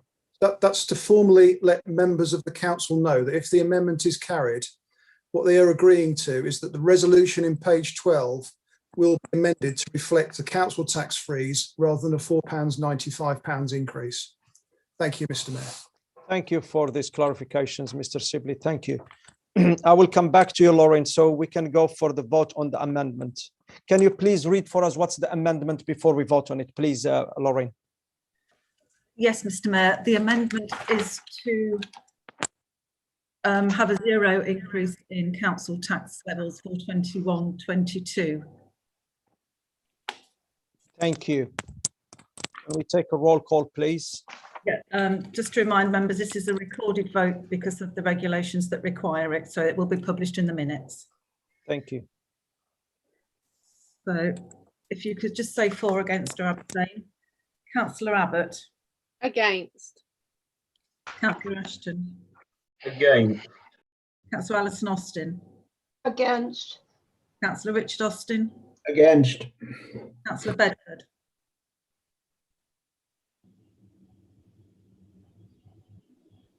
Councillor Bedford. For. Councillor Bell. For.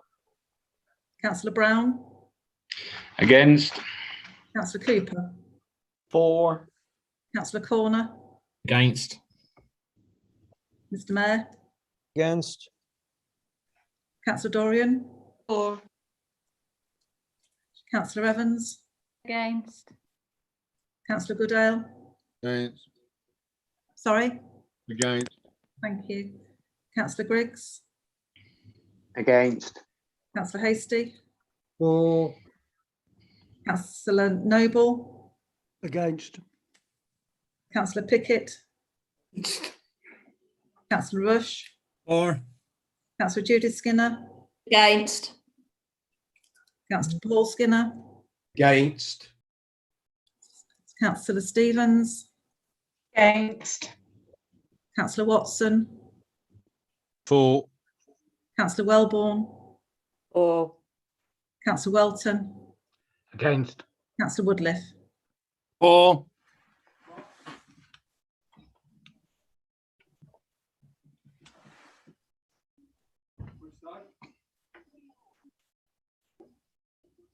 The amendment is lost 9 votes to 16, Mr. Mayor. Thank you very much, Lauren. Then we're going to come back to our main subject, which was introduced by Councillor Jonathan Noble. Councillor Noble. Yes, There is no- I thought Councillor Skinner, Councillor Paul Skinner was going to speak as he said, but if not, I will go to the summing up straight away. It's fine. Please. Right.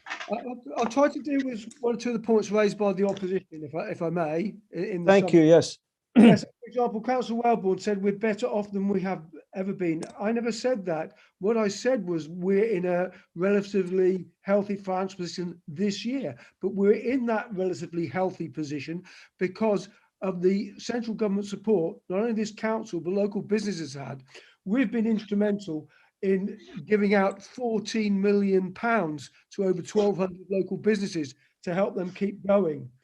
Councillor Dorian talked about our reputation being in the water closet. I can't agree with that. This council could not have done more to try and maintain services, and we have maintained our services. And I just again like to paint the big picture.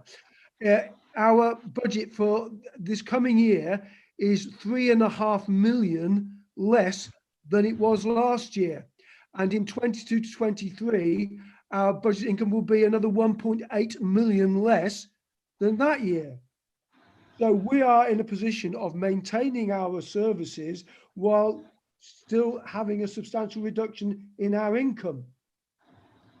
As regards personal experience, well, my first 3 years as a councillor, I voted against council tax increase because I could see there were other ways of doing it. So I'm entirely sympathetic to the people of Boston. I appreciate they're on low wages and they pay high rents, but we have to be financially responsible. We have to be prudent and we have to look to the future. Our reserves will be needed in years. And can I just say this, if this town was allegedly such a disaster zone, why is it we see house building going on apace? It is because developers have confidence in the future of Boston. The economic development team do their utmost to attract new jobs to the town, as we saw recently with the plant and bean facility. So in summary, we are being a prudent and responsible authority. We are being careful with people's money, and we, as Boston Borough Council, have produced a very modest increase of council tax of only 2.57%. Thank you, Mr. Mayor. I'll just go to the recommendations because I apologise for being on the wrong page before, so I'll just repeat the recommendations as very kindly articulated by the Democratic Services Officer. So this is what I'm recommending. The council approves capital and revenue budgets for 2021 to 22, the 5-year medium-term financial strategy for 2021 to 22 to 2025 to 26, and the associated financial strategies as shown in the budget setting document. The council agrees the formal council tax resolutions as detailed at Appendix 12 and 13. That's the parishes, BTAC special expense.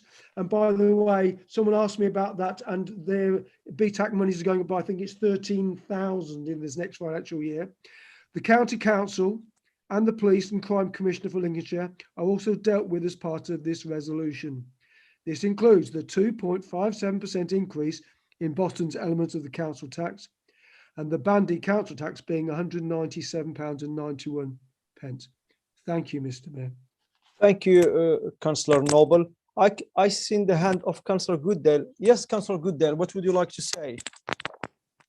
Well, thank you, Mr. Mayor. I understand. Well, the last debate was on the amendments. Are we not debating this the budget because Councillor Noble seems to have summed up and nobody's actually said anything, which just seems rather strange. Sorry, I Councillor, thought we were debating it. yeah, sorry, Councillor. I summed up because I saw there were no further speakers, so I apologise if I seem premature, but I thought that people had given their views on the previous amendment as regards whether there should be a budget increase or not. So I apologise if I've precluded you from speaking. I'm sorry. And thank you, Councillor Noble. Yes, Councillor Goodale, if you wish to speak, well, I think we can come back to Councillor Noble. Yes, that's fine. I mean, that's fine. It's just really, I mean, the fact that I spoke, I couldn't support the zero increases, but I can't support this budget either because it doesn't actually do what I want it to do either. I mean, Yes. okay, I accept there's got to be an increase, but and I accept that I haven't got an alternative budget to put forward and 300 pages or whatever. Awfully sorry for that. But I'd actually like to see the council spend its money in different ways. I'd like to see us going to the Public Loans Board and getting some funding for council house building. I would like to see us employing more staff. I'd like to see us looking at housing, and we're employing a housing and wellbeing officer. That's true through money which we've got in as a grant. But I'd like to see us employing a few more of those, because I think that's what's needed. We talk about supporting the people of Boston. I think that's what we need to do. We need, as a council, we need to create jobs. We need to look at improvements in the town centre. We certainly need to look at improvements in the cleanliness of the town. All these things are not mentioned anywhere within this budget as a way forward, the capital programme or anything. And I do think that we relying too much on the past and past thoughts and past schemes, and things are passing us by. And we need to be more proactive with this budget. So although I accept there needs to be an increase, I don't actually support the premise of this budget. I don't support the view that it's a dynamic, forward-thinking, proactive budget for the people of the town. It just seems to be just holding the fort to where we were.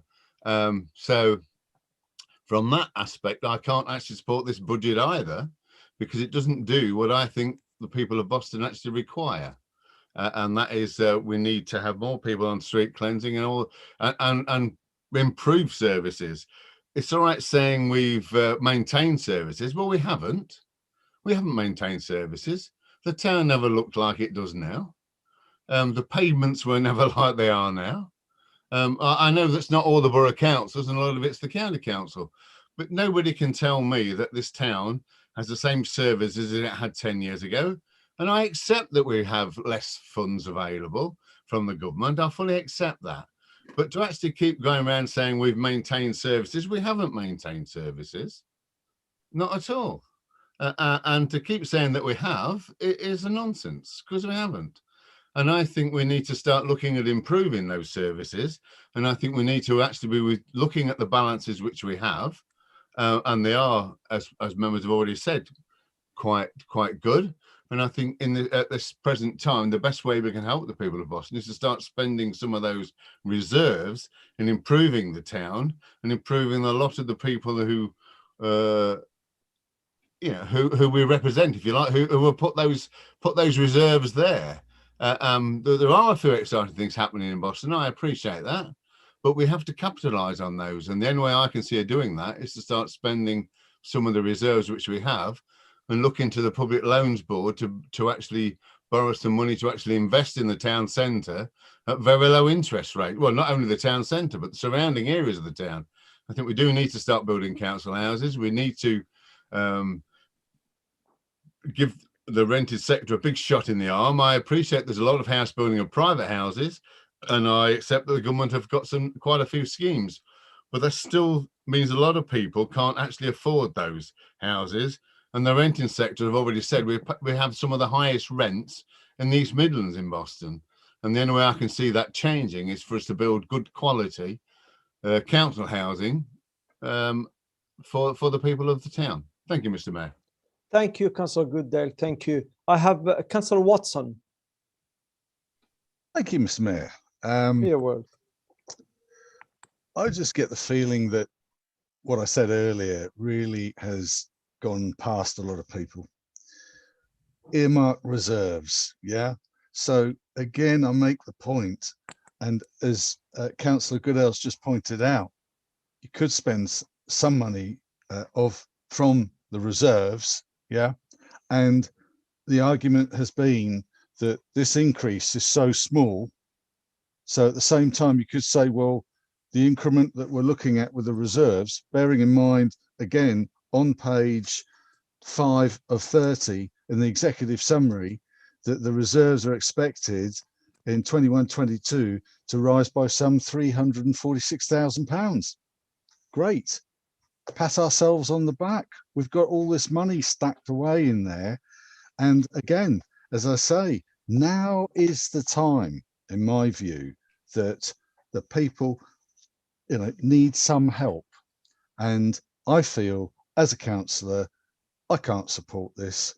And now is the time where we should be dipping into, yes, it's only a small amount, yeah, and please don't tell me that the knock-on effect of this small amount is going to be devastating in years to come. In fact, someone suggested to me not long ago that this amount that we're talking about would take a considerable length of time we could push this amount through as a reduction from the reserves for some length of time. Anyway, look, I've said enough. Thank you very much, Mr. Mayor. That's all I have to say. It's my pleasure, Councillor Watson. You have hands from Councillor Skinner, Paul Skinner. Thank you very much, Mr. Mayor. I will be supporting this budget, but some of the things that have been said aren't actually unreasonable. Some of the things that we've done in establishing the Alliance and PSPS will actually give us the effect of more effective staff. And this has got to help providing the more services that Councillor Goodale was looking for. We've not done it for cost savings. We've done it. It's been a benefit from the cost savings, but from my point of view, I've only ever engaged with this as a way that we can continue to provide services in the future. And just as an interesting point, actually with the serving cabinet, there's at least 5 of us that were council house kids, and one of them's still a council house kid. So, we know what it is to life to be hard as well. So some of the people that have been having a go that we don't know, actually we do, too well. But I shall be supporting this budget, and I appreciate the effort. Just picking on the other thing about not having time to sort an alternative budget out. Other places manage to do it. Yes, the final settlement and the final figures is always a bit rushed, and I really feel for Adrian and Tim, because you don't get the figures right until the last minute. For the last 2 years as well with the drainage boards, as everybody on the opposition that serves on them understands, they've been unprecedented in the time and the hours pumped, the fuel used, and that'll be also on wear and tear. And if the drainage boards weren't responsible, then we would have big worries. Thank you. Thank you, Councillor Skinner. Councillor Ashton, can I see your hand? Thank you very much, Mr. Mayor. I won't take too much of council time, having already spoken at some length on the amendment. Although before I go on, I think I can possibly help with the little debate there between Councillors Evans and Dorian. I think what Councillor Evans was referring to was the Corporate and Community Committee meeting in February of 2020, where I moved that the increase be closer to the maximum permitted under the 2011 Act than was currently on the cards. And I remember incredibly clearly from that meeting that Councillor Dorian was kind enough to support me in the vote. I remember that perfectly clearly. And I think that maybe might explain the cross purposes a few minutes ago.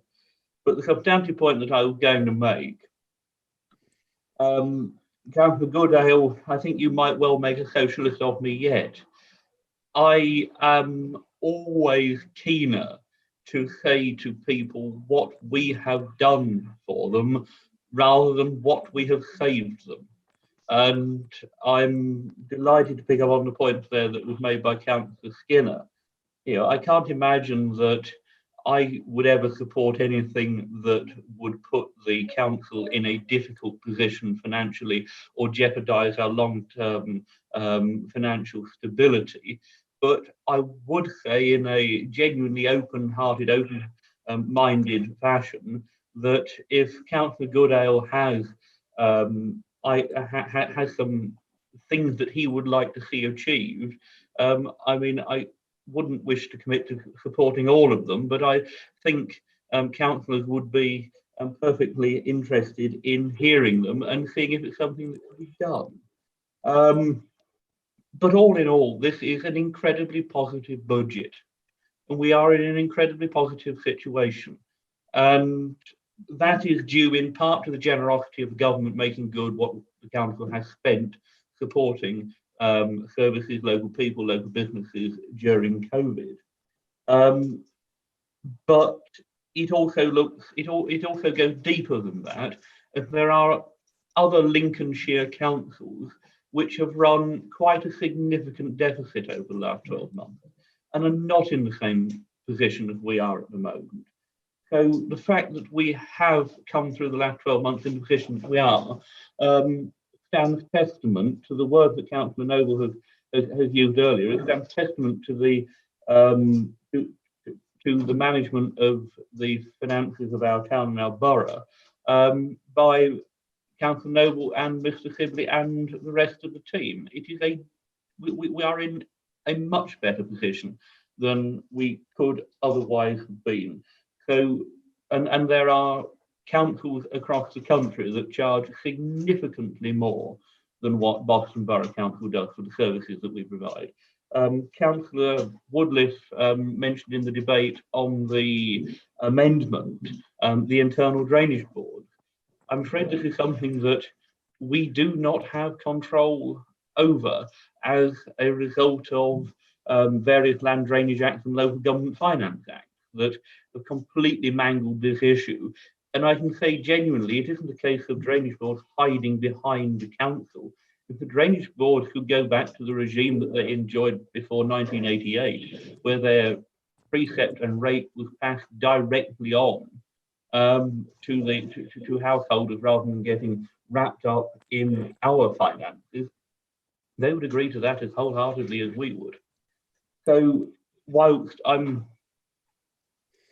sure there are all going to be points on which we can debate, I think this is a sound budget. It is a balanced budget. It is a positive budget, and it looks to the recovery of the council of the town and plans for the future. And I'm more than happy to support Councillor Noble in voting for it to go forward. Thank you, Mr. Mayor. Thank you very much, Councillor Ashton. I have Councillor Alison Austin. Thank you, Mr. Chairman. Oh.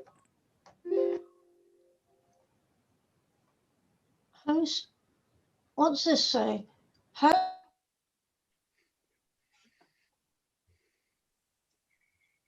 Yes, Councillor Austin. Sorry, I've got a strange message about the host wanting me to start my video. Right. Sorry, I'll start my video. Don't worry, Councillor Austin. Yeah. Take your time. Right. Just picking up on 2 or 3 points, but I think that there's perhaps a misunderstanding. One member I heard speaking about, oh, well, you know, we just take the money out of reserves, and but I think really there clearly is a lack of understanding of some members of local government finance, and the fact that well, you know, how you have to keep capital separate from revenue and all these things, which I'm not going into now, but you know, we just can't go spending on the spur of the moment. We've really you know, it comes back to what I said before. We should have had an alternative budget presented, and we didn't. Now, I think it was Councillor Goodale talked about council housing, but we actually are building a lot of affordable housing at the moment, and affordable housing is since we don't have council houses as such, and certainly we have one development I'm aware of that is 100% affordable, and affordable is one of the government, if you like, equivalents, isn't it, of what was known as council housing. So I don't feel that that statement was correct, but I don't want to go into any more of statements because I would like to be clear on my facts. And so I will just say that I fear I will have to be supporting this budget because we do not have an alternative. Thank you. Thank you, Councillor Austin. I have Councillor Stevens. Thank you, Mr. Mayor. You're welcome. I will be supporting this budget. I know if Jonathan is recommending something, he is so thorough, and I will be supporting it on the back of what Jonathan has recommended because I absolutely trust him, as I do Mr. Sibley. But while I've been listening to the debate, I've heard criticism of our town, and I take exception because I know everything isn't right in our town. I hope I'm okay, Mr. Mayor, speaking like this, but I just feel it's important not to let this moment go. I do understand, I do. Thank you. I have made notes of people's concerns, councillors' concerns, and I will take these forward. But just to put it in context, we've had a year where we've had lockdown, we've had pandemic, we've got a pandemic. My goodness me, in a pandemic, it's not going to be right that everything is going to be tickety-boo and running like clockwork. We've had the refuse department has had COVID in a bad way. It's gone through the refuse department like a dose of salt. And these guys, we've managed to just lose 1 week. The councils have closed down their refuse department. So as I say, I do take exception that people are being so negative. Things will improve. I just know because we've got the processes in place, and I won't go into it all now. I could talk for hours on where we're going, but take exception that people are negative, and I just hope they will look forward to seeing how brilliant Boston is going to be, because it will be clean, that you can rely on. Thank you, Mr. Mayor, for letting me speak. Thank you, Councillor Yvonne. Before I come to you, Councillor Dorian, I just want to double check with Lorraine, because you have spoken on the main subject first, and then you had the amendment. If probably you are allowed to speak again. If you just give me a minute, because it's I don't want to be confused. Lorraine, would you like to correct me on that one, please? Or Michelle?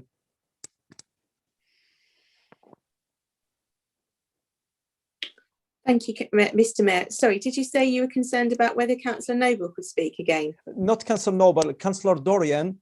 She has spoken about when she did the amendment. Yeah, so Councillor Dorian's able. Yes. This is the substantive motion, so this is now a clean sweep again in terms of whoever spoke on the amendment. That's gone, and this is now the substantive motion that's being debated. So that's like a new start to who can speak.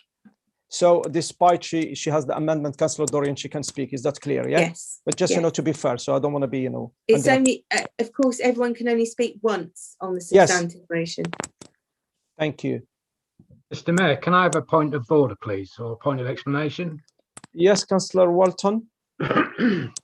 I may be wrong, and I would not want to cross swords with a monitoring officer who has much more knowledge of this than me. But my understanding is that if you speak on if you speak on the original recommendation, so the substantive, and you use that time to move an amendment, does that not count as speaking in the original debate? So my understanding was that if you speak, you could use the 5 minutes to speak and to move an amendment during that speech. Apologies, Councillor Welton and Mr Mayor. Actually, I forgot that Councillor Dorian did move the amendment. So in Yes. moving the amendment, she did speak on the substantive motion. Once the amendment was proposed and seconded, that then took it to debate on the amended item. So now we're back on the substantive. Councillor Dorian has already spoken. Thank you, Councillor Welton. Sorry, Mr Mayor. Thank you, Michelle. My apologies, Councillor Dorian, for not being able to let you speak. Is there any more speakers?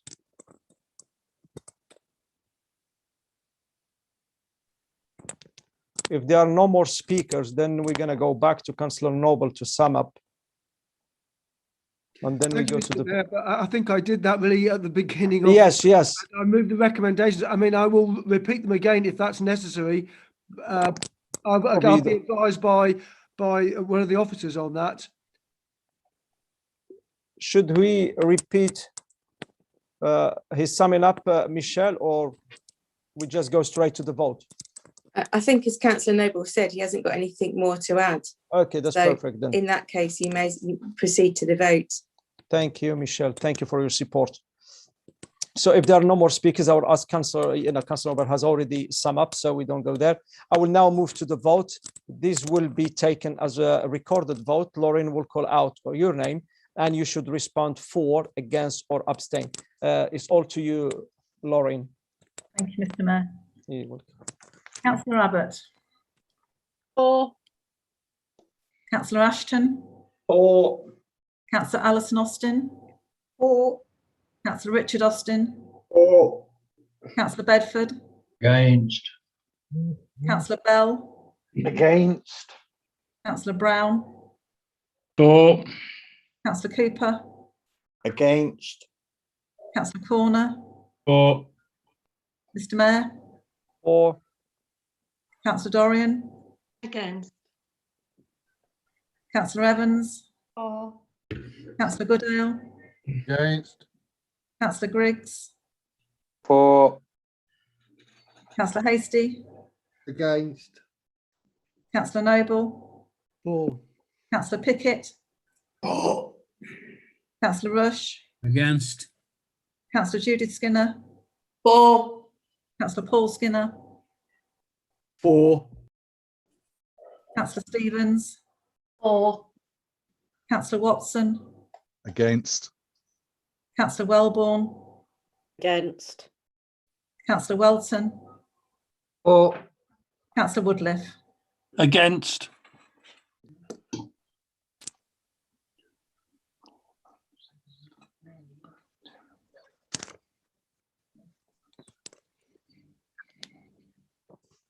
The motion's carried 15 votes to 10, Mr Mayor.